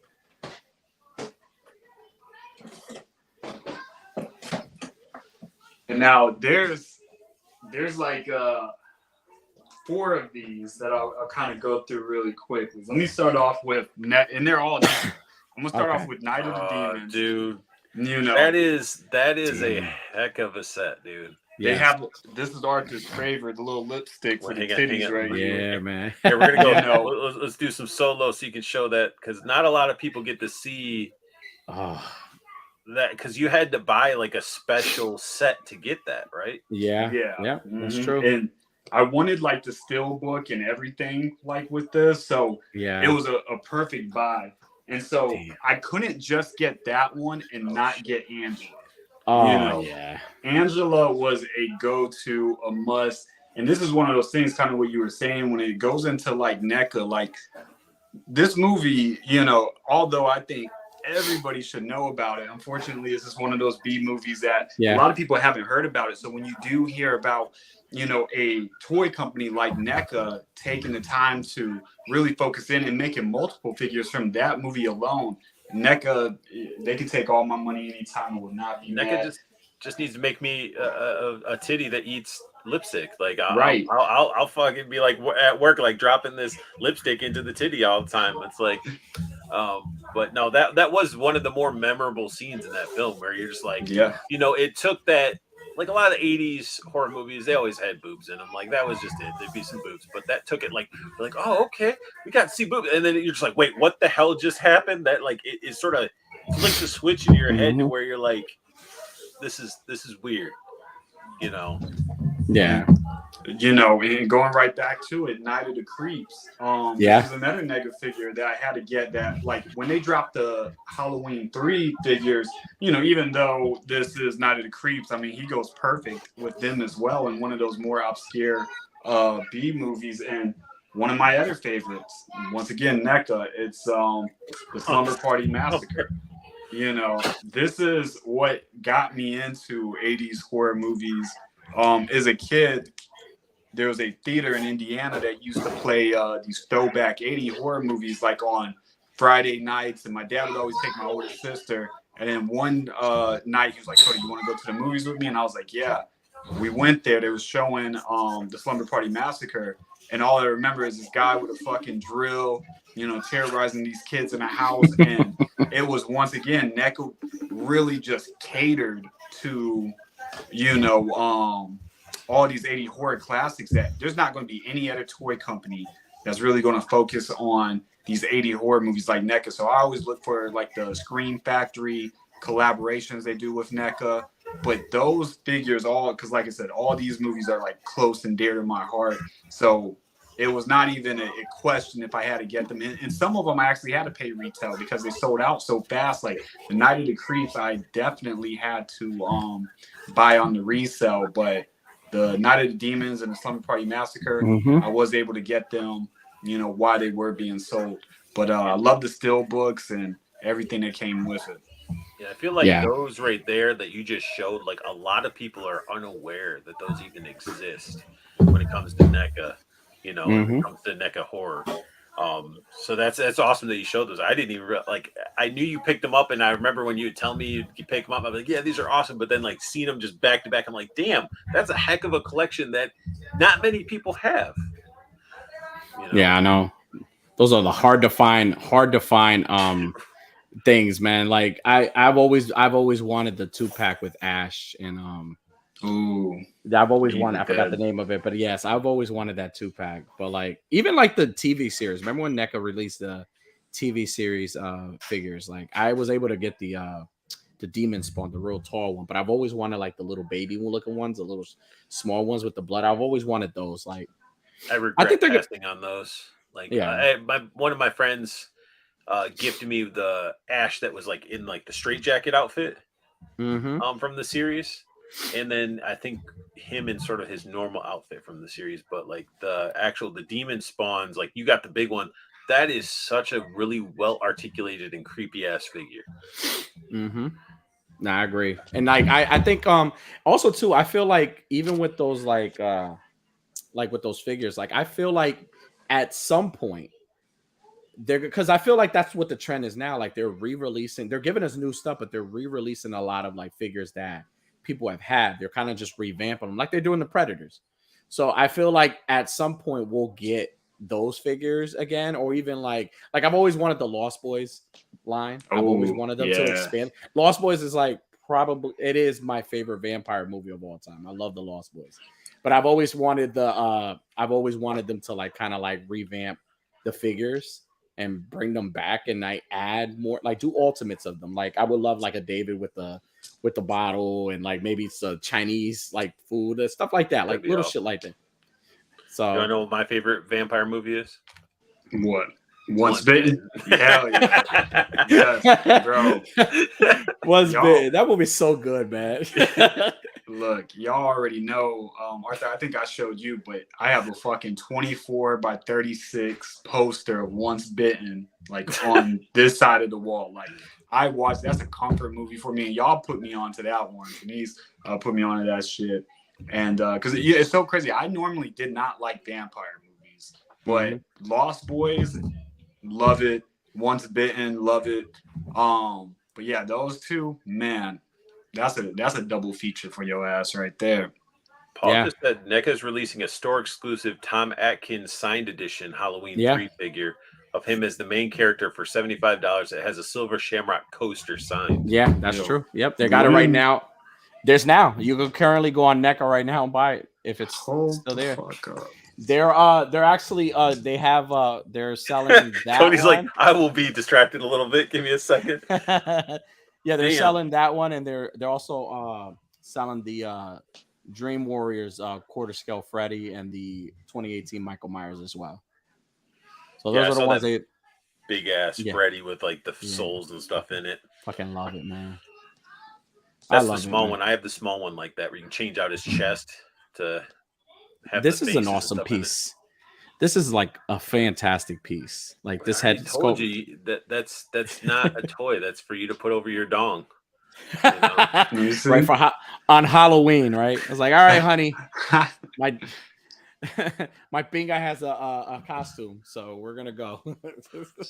She's gonna be like, put on that thing that I like. Like, all right. Are they sold out, Cody? Are they sold out? No, they're not. And guess what? is getting ordered tonight. So, shout out to Paul. Like, because I didn't know. I did not know this existed. Dude, that's gonna add to that set of figures that you have, and that's awesome. That makes this Halloween stream even special. Like that's because I didn't know about it, and that would have probably been one you would have missed. And you'd been like, "Damn it, I missed it." Paul, you enabled.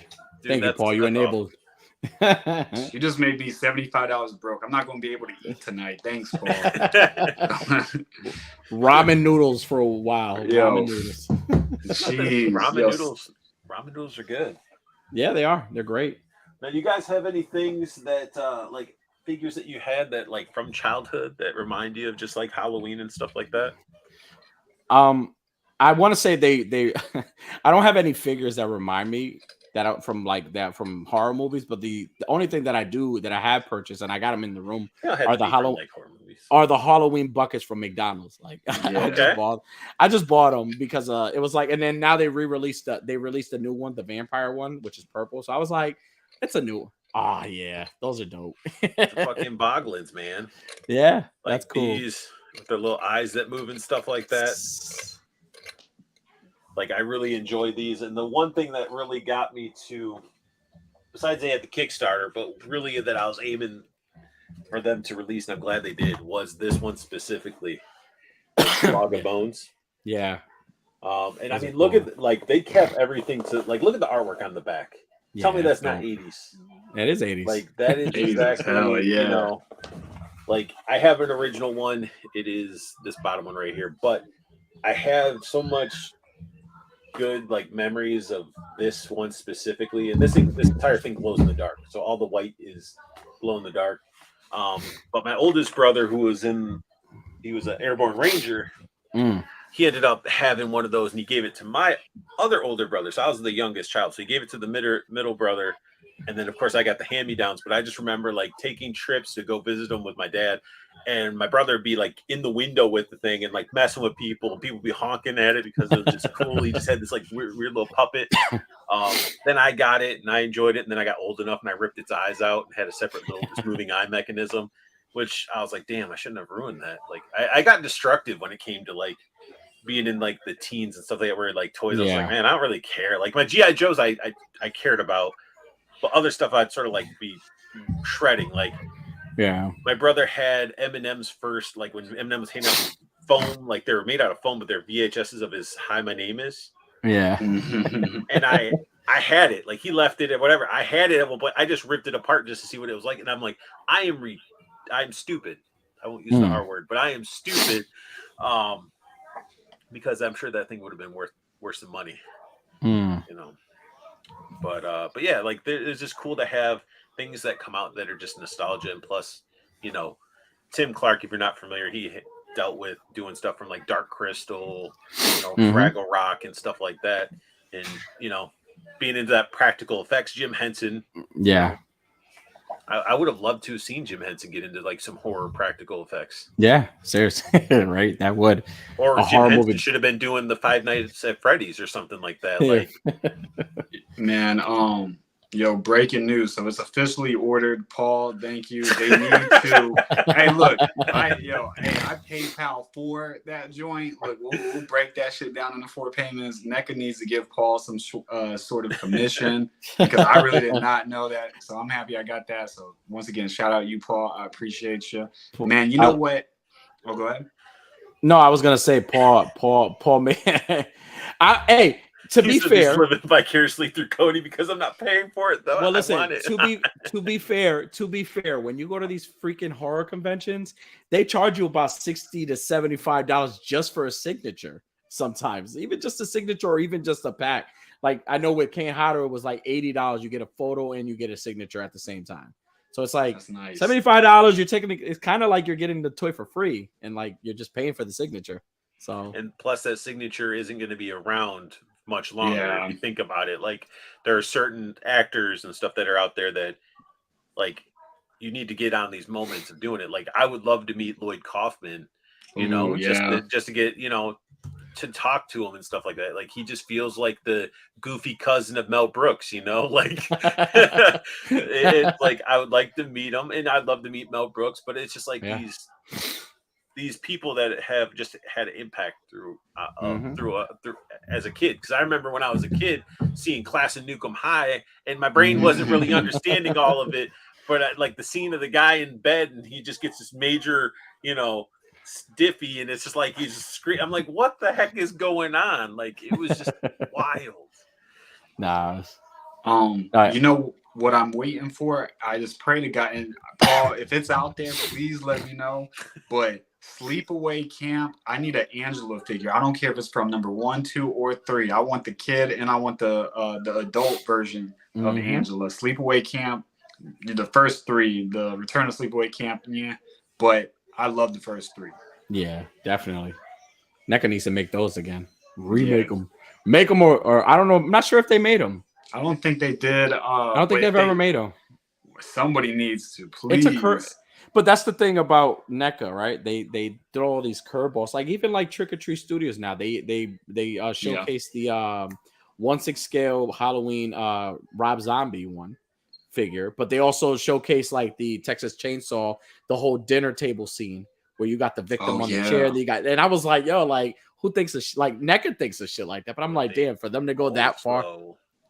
They also piggybacking off of that, Trick or Treat did Goosebumps. Yeah, they did. We all grew up reading Goosebumps. Like I loved my Book It, where you got to go get your free book, and Goosebumps were like the one that people would run for. Just good reads and just added to that horror. It kept like. As kids, like you wouldn't think that we'd be getting books like that. I don't think kids would read that stuff nowadays. Like, oh, here's some Goosebump books. Like, I mean, I guess kids wouldn't even read a damn book nowadays, but everything is digital. Right. You know, I'm so one of the things I'm like in search of is Goosebump books, like specifically to give yourself Goosebump books with the 20 endings. It is crazy. I know we all being collectors know the resale value of some of this stuff is just sick, like where it makes it almost unobtainable to get some of these things. And especially with the give yourself Goosebump books, you know, you might find a couple for like $10, $15, but then, you know, some of the editions cost 100, 150, 500, 800. And, you know, they're not reprinting the books. And, you know, so I'm always on the hunt in the thrift stores for the give yourself Goosebump books, which are super niche. And, you know, trying to find these books that was only printed once sometimes can get very difficult. But man, I am, like I said, I love to collect those books. I have a crap ton of them. And it's funny how bougie I'm sure we all are. Like if I go in, I see a reprint, I'm like, I don't want this. I want the one with the pages torn out. Somebody wrote in the middle of it, like, oh, this is for my son, such and such. I'm like, yo, give me them. I love that too, like collecting these old books and seeing people write on the inside of the covers, because it's like almost like a time capsule because somebody written on this like in 1990 whatever. So I love that stuff. And that was the only time you were going to a library, even if there was a ghost in there. Yo, fact. They got Goosebump books. Yeah, I'm going. Screw the ghosts. So I think I sent you a picture of like when I was at Ollie's, they had like that giant like anthology book of it. And you're just like, oh, you're like, that's cool, but it ain't what I want. Like he has a new book out now, I think, if I'm not mistaken. I think there's a new book out he has. I'm not sure. And then he has like I think he has like a audio book as well. Just can't remember the name. He has that new series going on too. Goosebump series. I've yet to watch it yet. Can't wait. Definitely want to watch that. Oh, wait. I'm pretty sure there isn't official Sleepaway Camp figures. I know customs have been made, but due to the twist subject matter, I doubt it'll get made. Yeah. And you know, even if they made a Angela with clothes on, you already know, like it's going. They're not going to make it cloth because we're all going to be checking.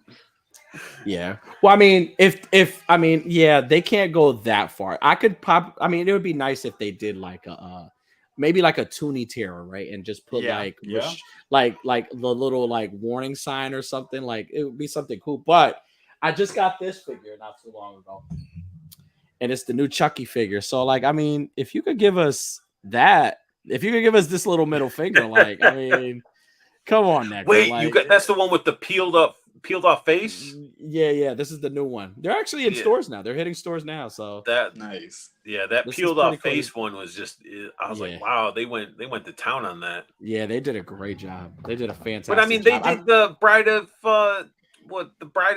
Chucky 2-pack where they came with like the turkey baster. Oh my Yeah. God. You know what I'm So, saying? I So mean, like, it's yeah. They I could, they mean, could push you the could give- envelope a little bit. I mean, they're gravitated more for adult collectors anyway. So it's like, Yeah. I mean, they're horror movies. I mean, unless you're like me as a parent, because I mean, my kids don't collect horror figures, but the day they say, "Hey, Dad, I want like a whole shit line of Jason figures," I'm buying them everything. I'm gonna buy it all for them. But like, I think they gravitate more to adults, so I don't see why they wouldn't like put that. Like, I mean, they sell figures with like the wrestling figures, and they sell figures with like a shit ton of blood on them. So I was like, why not? Like, who cares? Like, you don't have to show the appendix, but like, put like a little warning symbol or something. Like, do something fun. You know what I mean? Like, I don't know. Is there any characters, if you could, like, since I said Angela would be one of mine, but is there any characters that y'all can think of that you would love for there to be a figure made of them? Because one of the other ones that come to mind is Jesse from A Nightmare on Elm Street 2, I think would be pretty dope. But anything that comes to mind with some of y'all favorite movies? You already know mine. I think we've had this discussion, but I want NECA to make the Toxic Avenger. Not Toxic Crusader. I want the Toxic Avenger articulated, gross, and just I think they could pull it off. Yeah. I'm gonna say I'm probably just saying anything. I'm really not putting thought into it. Oh, yes, of course. I mean, they've made one, but I need an ultimate version of him. Candyman. I need a Tony Todd ultimate figure. I don't need the retro claw.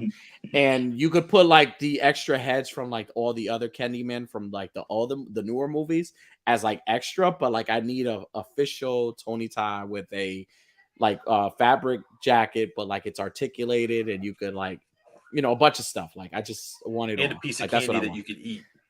Yeah, right. That would be dope. If they did an ultimate version of Tony Todd, that would be awesome. Like that's a figure I want. I really want. He's like Candyman is like one of my top 5 horror characters of all time. I love Candyman.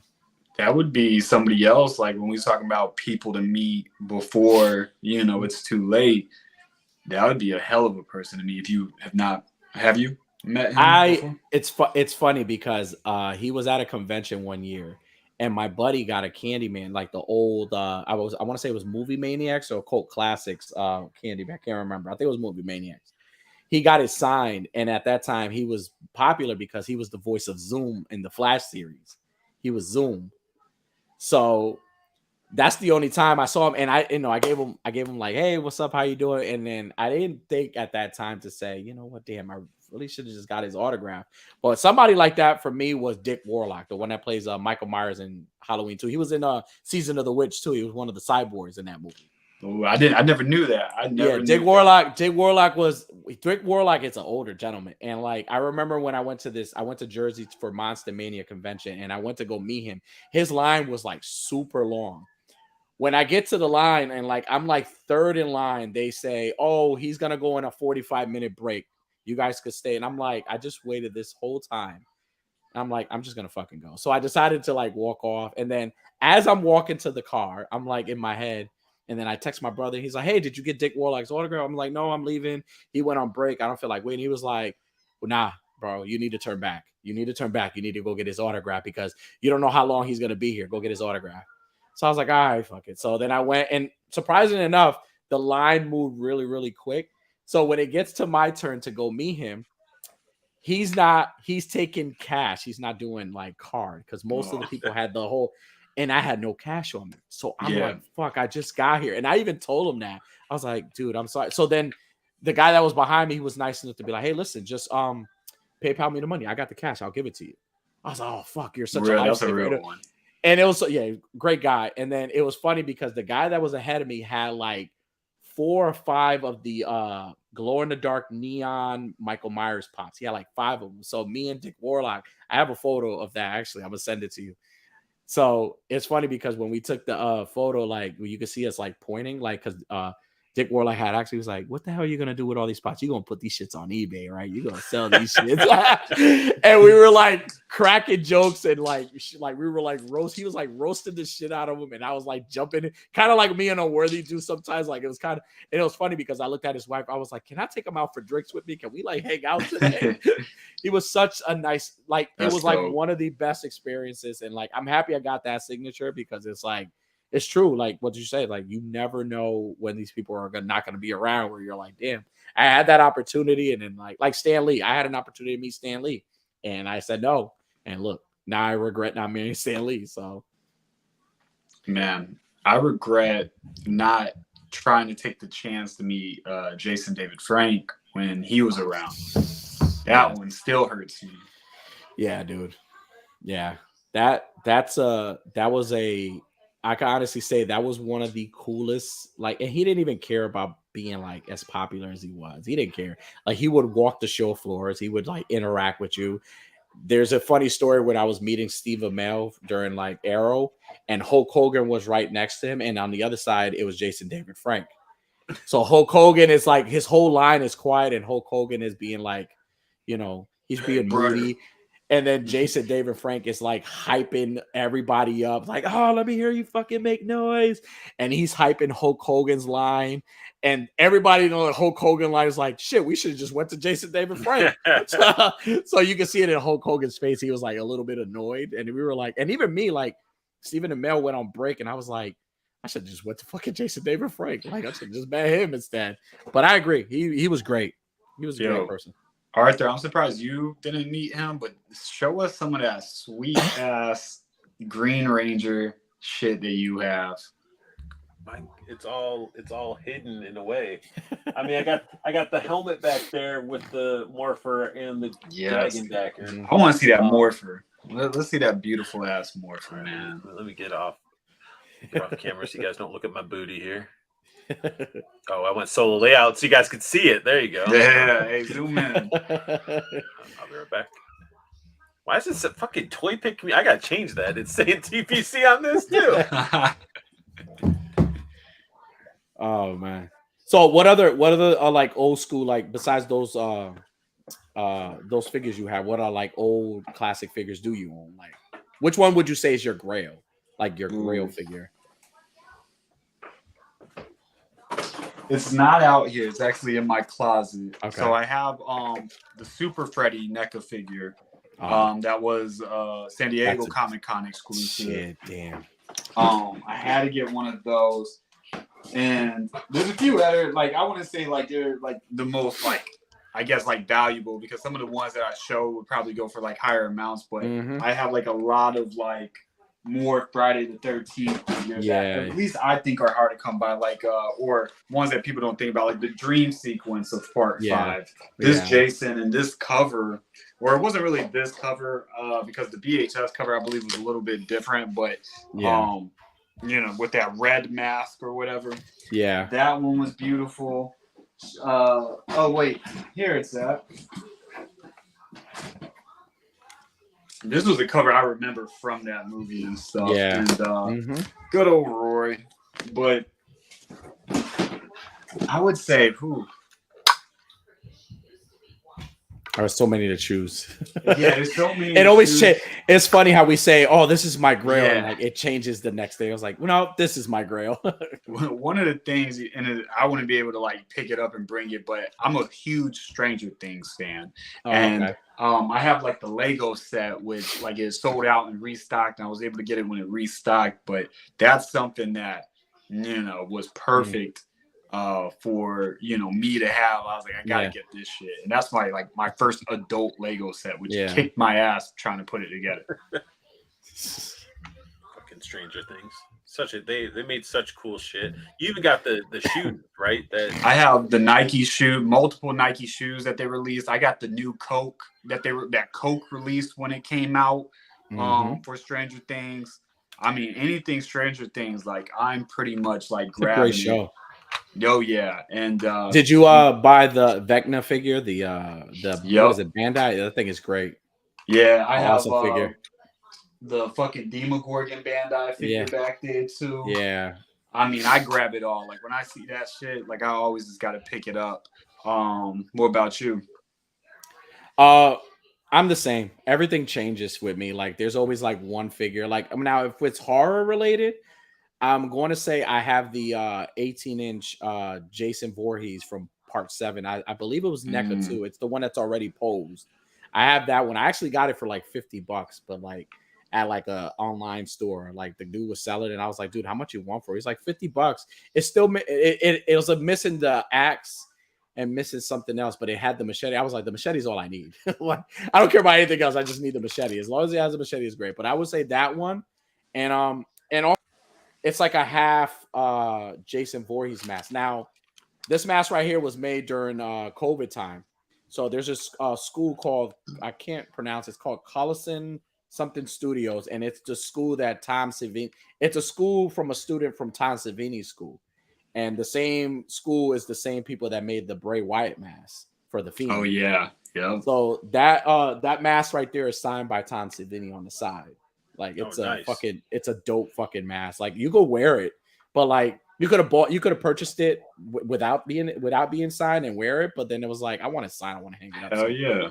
I want to say that right there is like one of the like cream of the crop for me.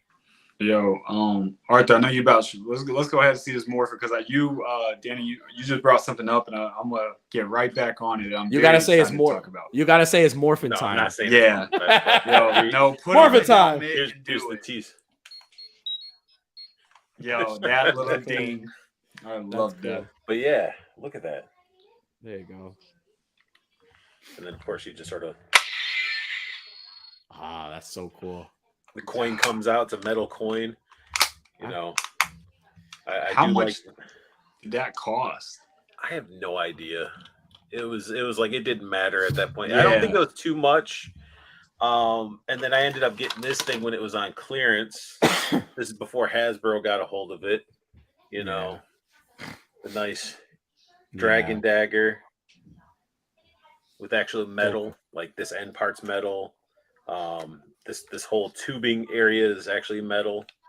And to think, the coolest Power Ranger stuff we had were the McDonald's figures. Did you get the McDonald's figures like when they did like the flat? Well, it was only the Red Ranger when they brought it back like a few years ago. Did you grab one? No, I only owned like the originals from the first movie. Oh, you're talking about when they re-released those the mystery bags, man. I wanted one of the freaking fry guy or the chicken nugget guys, and I couldn't even get a hold of it. Like they were so hard to get a hold of. Grab it. Sorry if you heard a little noise. Nah, it's all good. Oh snap! And I also had to get. Arthur, we talked about this one where you can make like yourself like a figure or whatever. I felt like mine came out pretty good. I was pretty happy with the way that this came out. You had to turn yourself into a ranger. Mm-hmm.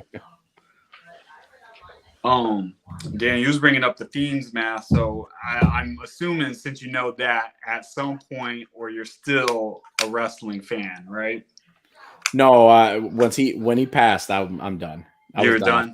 Yeah, I mean, I watch it occasionally here and there because there are some wrestlers I still kind of like, but like he was the only reason why I was watching wrestling. Like I love the whole horror aspect and he was great on the mic, and I loved like the little antics and stuff like that. Like the Fiend was like that character. And I was like, it was Undertaker, Mankind, Kane. It was Papa Shango. It was all those classic wrestlers in all Doink the Clown. So. Did y'all collect like the wrestling figures when they were coming back out from like Jack's Pacific and those? You talk about the ones that were like the spring-loaded ones? Yeah, some of them were spring-loaded. You know, just all those figures. I used to have so many of them. Yeah, I remember when I used to buy those. Hulk Hogan one. Yeah, right. When I used to. Yep. to do this. But then remember they had the thumb wars ones where you stuck your thumb Yeah. in their butt. Yeah. And you play with them, and then they had those giant rubber figures that Yep. you just would be playing around with them. And I think with those they even had the cool wrestling arena too that they wanted you to slam those rubber figures together. Yep. So yeah, I remember those. Yeah, I didn't buy none of those. Like I said, I watched.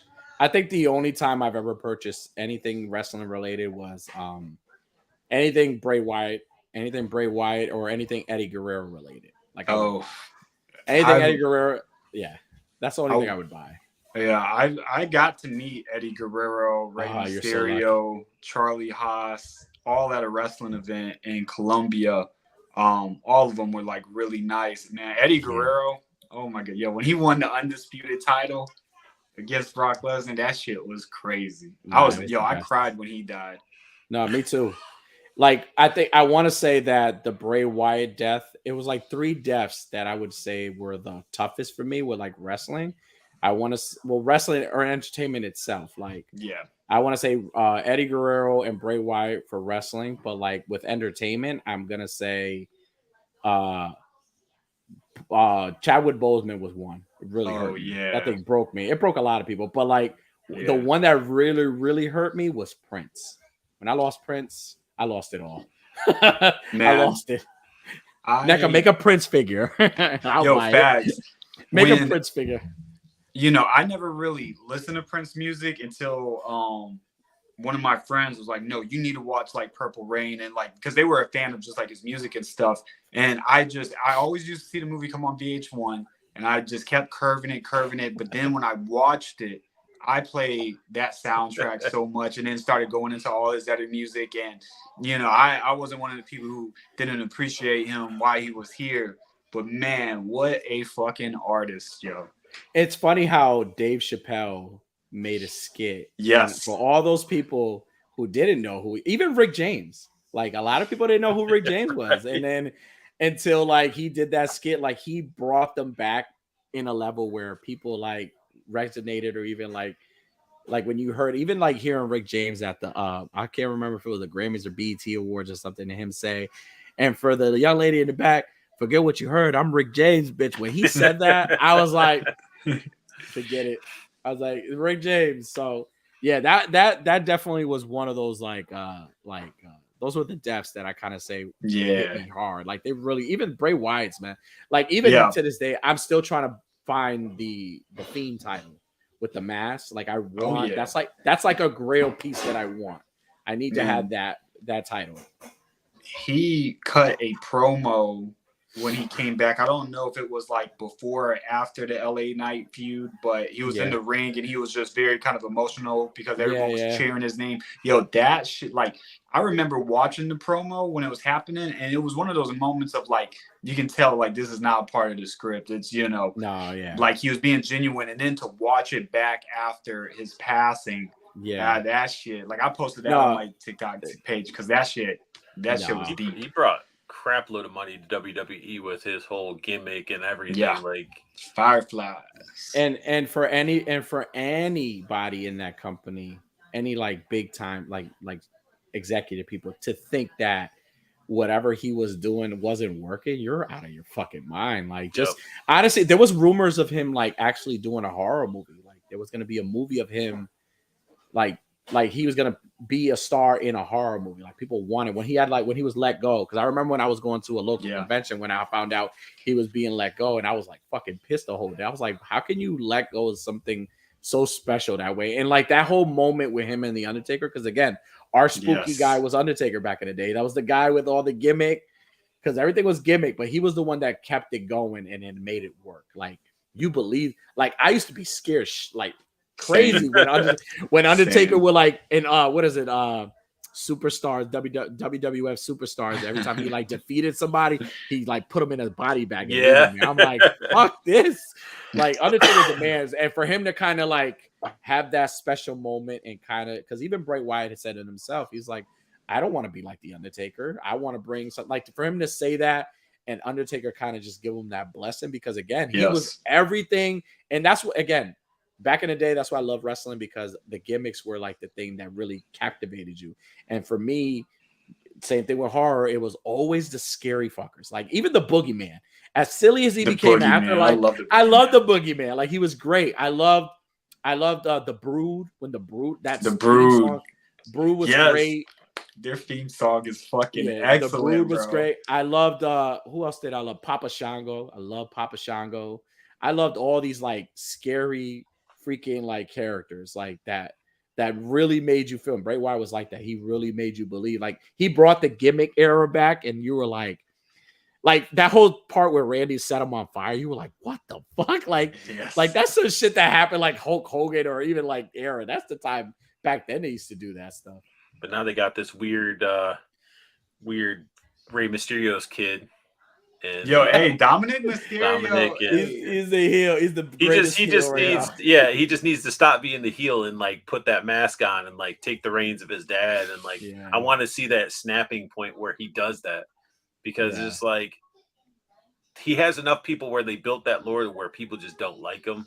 They're like, all right, we don't like you in this. And it's like, I want him to get his moment to shine, because he's been around that all his life, and he's got some stuff up his sleeve that he hasn't busted out.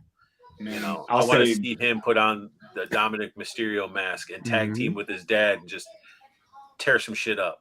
Yo, one of the things that I have to get is it's been on my list for a while. Like I'll eventually get one belt, and it's going to be the European title. I have to get the European title. I know like a lot of people look at it as like a jobber title, but I love that shit, because I think about Shane McMahon, X-Pac, Eddie Guerrero all toting around that title and just making it look cool as fuck. I have to get that shit. I mean, it's and don't discredit that title. Nothing could be worse than the 24/7 title. Title. Nothing could be worse than that. I hated that little segment. I hated it. Now, here's a question for you guys, and this is horror related question. What movie can you like? What movie do you feel that the way it was made? I don't know if you guys read the novels. Do you guys read the novels at all? The novelization? Am I saying that right? Do you guys read those, or you like if it's a horror book and then they make a movie based off of it? Yeah. Are you guys big? So my question is, are you guys big on like the interpretations they do like in movies and in books, right?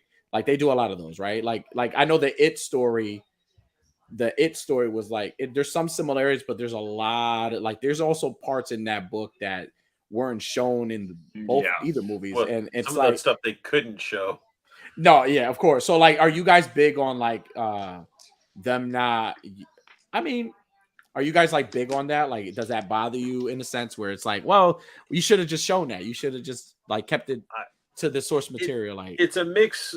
It's a mixed situation of like, then all right, if they're cutting out parts that I feel like were iconic that needed to be in there to set the tone, or they could have found ways to sort of like insinuate certain things happen. But like it depends. Like as long as they're keeping it true, because I'm gonna go sort of not really horror, but like the Harry Potter series. When I read the Harry Potter books and then it came into movies, it took what I viewed everything as and sort of threw it in the shitter. And then I'm like, well, that isn't how I viewed it. I didn't view Hagrid as some just fat guy with a big beard being a giant like I expected. It's just interpretations, and it can sort of ruin it sometimes. But with it, I think both versions they did a heck of a job, even though they had some of it out.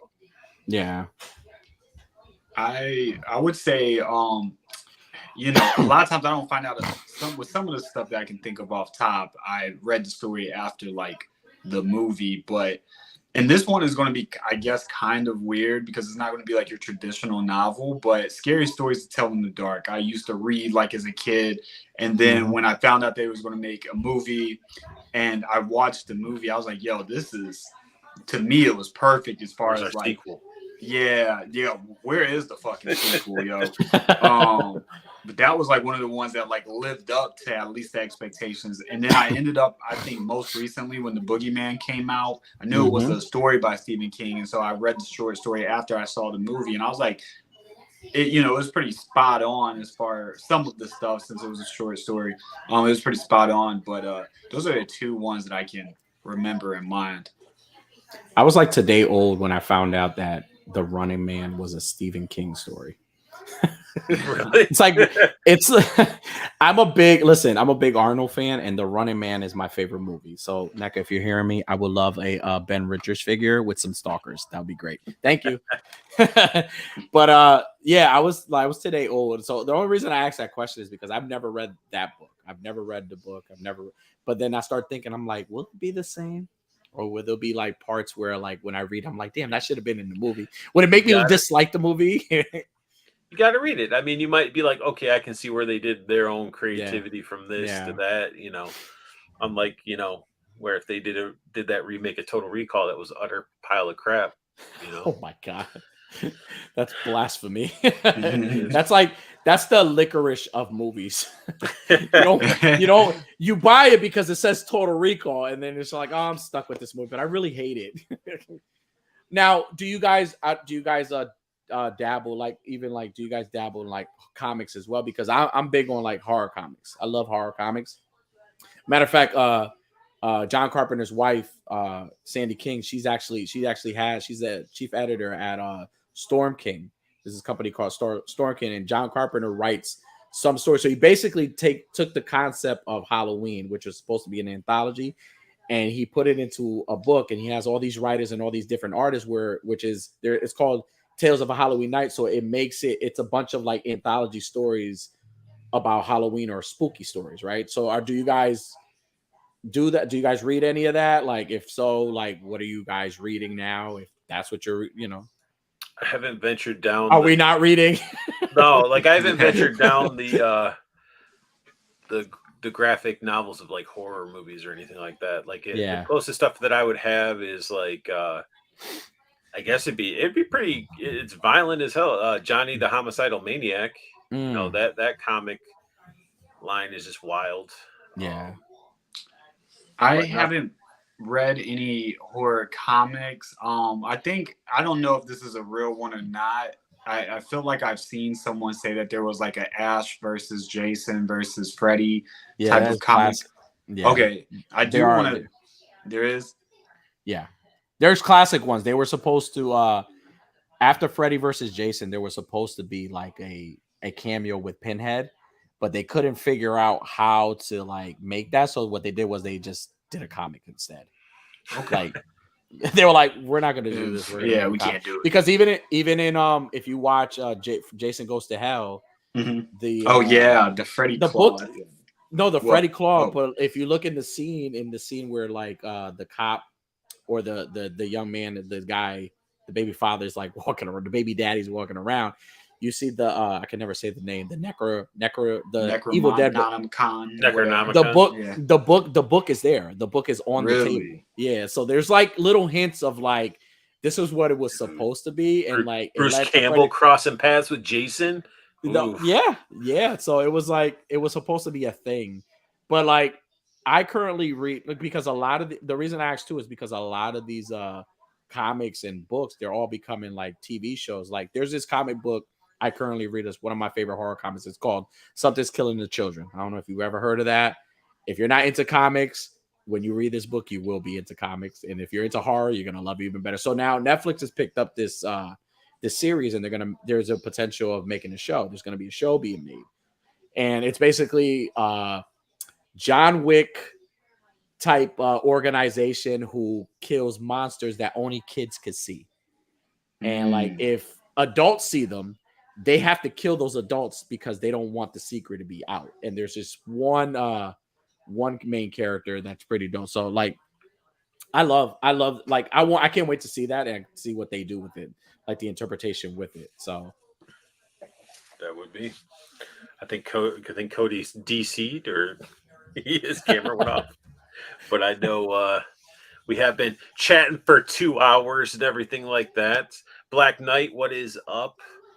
I know he needs to, I think before the stream, he said he had to run out and do something as well. So I don't want to keep you guys too long, I'll be here all day talking horror. I'll be all day. So I'm assuming since I can't hear anything, he's either talking to somebody, or we'll keep going a little bit, I guess. But if he needs to go, I don't know if he has to or not. So I know you had to go pick up a vehicle or some sort. So Nice. but yeah, man. I haven't read any comics that were horror. He keeps. They're still on. Yeah, I don't know. He's flipping. He's buying another one of those Jason Atkins figures. He's buying another one. It might have died out. He might not have been charging or something like that, or he had to go. So we'll see. I might get a message from my phone. Let me see. Nothing yet. Okay, we'll just leave it as is for right now. Mm-hmm. But yeah, man, I haven't read any horror stuff. Oh, there he is. I'll wait until he gets it angled right. We don't want to see any horror sack. Horror sack.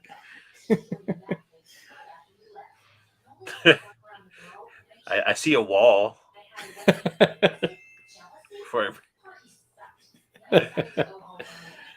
let me see if I can just bring him. You're at least considerate. Some people would just put people. You ever had that where you're like, come on, and you're not even ready? They like, and you just got this butthole right on your screen, and you're like, what? It's like, oh, my phone died. I was charging, and I had to use the bathroom. So then you just got this butthole.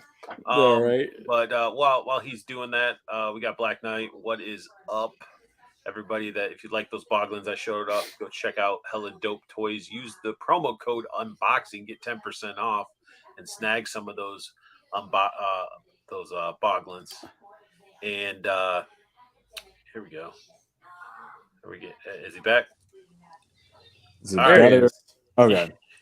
Well, I know I wasn't sure if you had to go because I know you had the yeah something. So I mean, we're already at 2 hours. And I'm like, well, I don't want to. I mean, we could probably keep going, but you know, I know you had a time crunch, so we can wind it down then. Man, yo, I'm gonna check that. So you said there's something killing the kids. Something's Killing the Children by Boom Studios. Yeah, check it out. Check out the first volume. They got them in volumes, so check it out. Paul Hughes mentioned 30 Days a Night is a good comic. Then The good. Walking Dead. Mm-hmm. Preacher was another good one. And then I guess it's not. Well, yeah, it's not really horror, but Sandman. Neil Gaiman's Sandman was great. Yeah, but it's in a category. Even like The Blackest Night with Green Lantern. Like if you read Blackest Night, it's a horror one. We still live fell asleep, bro. People, you missed all the bad people that should have been kicked out, man. There are so much bad things being said in chat, and you just let it slip past. Mm-hmm. And it says, "Oh, thank God! I thought I was going to have to listen to Unboxing Art." Oh, Jesus! I have the best moderator in the business, but yeah, man. There's so much horror stuff that's out there that I feel like people just overlook, or there's a lot of movies that like, and I think that's the thing with horror movies too, is like you see this. You go to like a Netflix or something, you search horror and they have all these movies and the cover looks awesome. You go to watch it and the movie's trash. But then there's some that have a bad cover and then you're like, you go watch it and you're like, it was really good. So it's like, you got to be willing to take that risk on some of the movies to find some good ones. Not horror, but 3 O'Clock High. Because, looking at that cover, shout out to you. That 3 O'Clock High was good. I got Toy Addict into Incantation, I gotta watch that. Yo, one thing I want to say before I hop off the live. Arthur is the reason why I have like a slight Funko Pop addiction. I had 0 Funko Pops before I met Arthur. And then next thing you know, I have more than I even know what to do with. They're in the closet, they're in the guest room, they're in my fucking room. Like whatever. That in NECA, and then you're just living right, your both, life, man. all that shit. You're making your room into something that you can get into at your escape, And last thing that I'll show off. Let me grab it. It's just this giant monster of a dong. He's like this giant veiny monstrosity, and he has that 2 hands. So, had to go A24. Oh, nice. It is my Sorry if y'all hear the styrofoam. Well, if they're styrofoam, then it's good. Right. And this is his Grail piece. And Paul Hughes says Funko Pops are the herpes Yo. of collecting. My Grail piece will be here within the next 2 months, but this is my Pearl piggy bank from A24. Ah, Had to nice. grab this. I have yet to see that. I That's love awesome. Pearl, Mia Goth. I can change Yes. her. You know, hey. What's your Grail piece that's coming in? Well, I can spoil. I ordered from A24 the Talk to Me hand, like the ceramic yeah. hand. So that I think that will be like a holy grail piece. But the biggest thing that I wish I had before I really got like balls deep into A24 was the Bear in the Cage from Midsummer. Mhm. That would have been a grail piece for me, but now you look online, it's about $500. I'm out my range. But yeah, love all that stuff. Nice. That's awesome, man. But all right. Well, I know you have to go and snag your stuff. I kept you for 2 hours, but everybody, make sure you guys go show some love and follow Antisocial Horror on TikTok. His link is down below. You're welcome to come back anytime to chat about whatever, man. My stream is your stream, so it was awesome to allow us to do your YouTube debut. We're live with us, man, and you have a good night, and yeah, take it easy.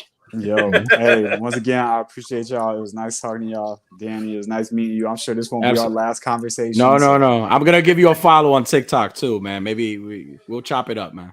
Oh yeah, man. I'll catch y'all later.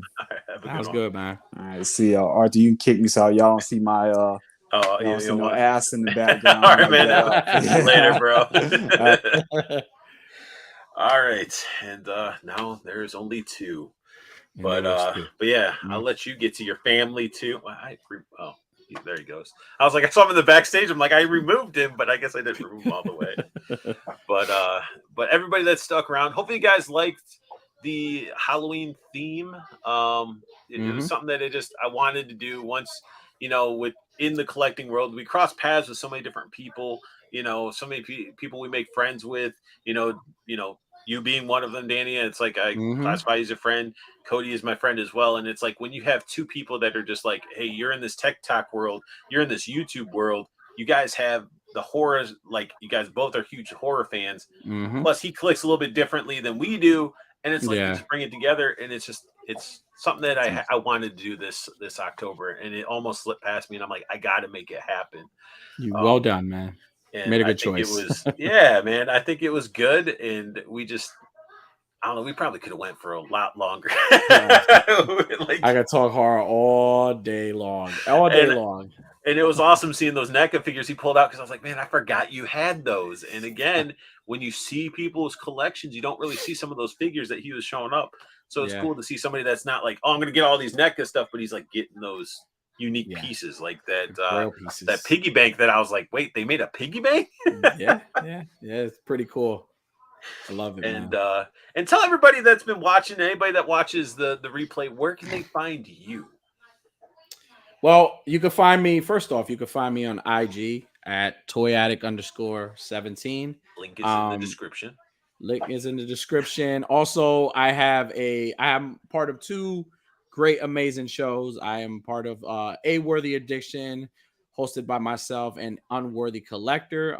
We have a great giveaway this Thursday. We're going to be giving it one of our buddies from the IG and Toy World Chubsy Wubsy store, which is also on my link tree. He's going to be giving away a quarter scale Freddy figure. So you can check me on A Worthy Addiction every Thursday, 9 p.m. Eastern time. But also I'm on Toy Talk every Monday at 8:30 p.m. Eastern time. So make sure you guys are putting that into your calendars. Get into these routines. You can watch them live, which is awesome, because it's always good to see the support and love. If you watch it on the replay, just leave a comment. Let us know that you guys are checking it out, what you guys think of the content. When you and Unworthy do your live streams, dude, it's a riot. If you guys want some laughs, definitely check that out, because it's just, all I gotta say is ball stick, man. If you guys don't know what I'm talking about, go watch their stuff. And then Toy Talk is always good because it's just, again, all of you are crazy talented figure photographers. Mm-hmm. And see, that would have been another thing we could have brought up, some of your horror figure photography, but I guess that's always next time. Hell yeah, absolutely. But as I tell you guys, with all my streams, well, actually, before I even get into that little saying, I want you guys all to have a happy Halloween. I want you guys to go find some horror movies, check it out, go to the drive-in, go to the theater, rent something, just have that moment and cherish that Halloween festivities that are a little bit fading away, that we need to keep that going, because it's like, get that bowl of mixed candy. You may not like it all, but just do it, and watch some of those cheesy 80s horror movies that you may or may not like. That's the point. Just watch. It's okay to watch a bad movie, because it's just that campiness, and then if you want to evolve into all these other movies that we're talking to that aren't so, campy and 80s and stuff like that, like, you can watch some of that stuff, but like, definitely make sure you guys are celebrating October right, with a really solid Halloween. If you have kids, take them out, dress them up, give them that experience that you guys may or may not have had as a kid. You got to keep this tradition going, or else it's just going to be a St. Patty's Day. And I don't want that to happen. Like, I don't want it to be like, oh, it's a day, here's some candy, you can wear a mask or whatever. Like, no, let's make October always feel that way. But I want you guys to have the best luck hunting. Keep on collecting. Have a beautiful day. You guys have a good night.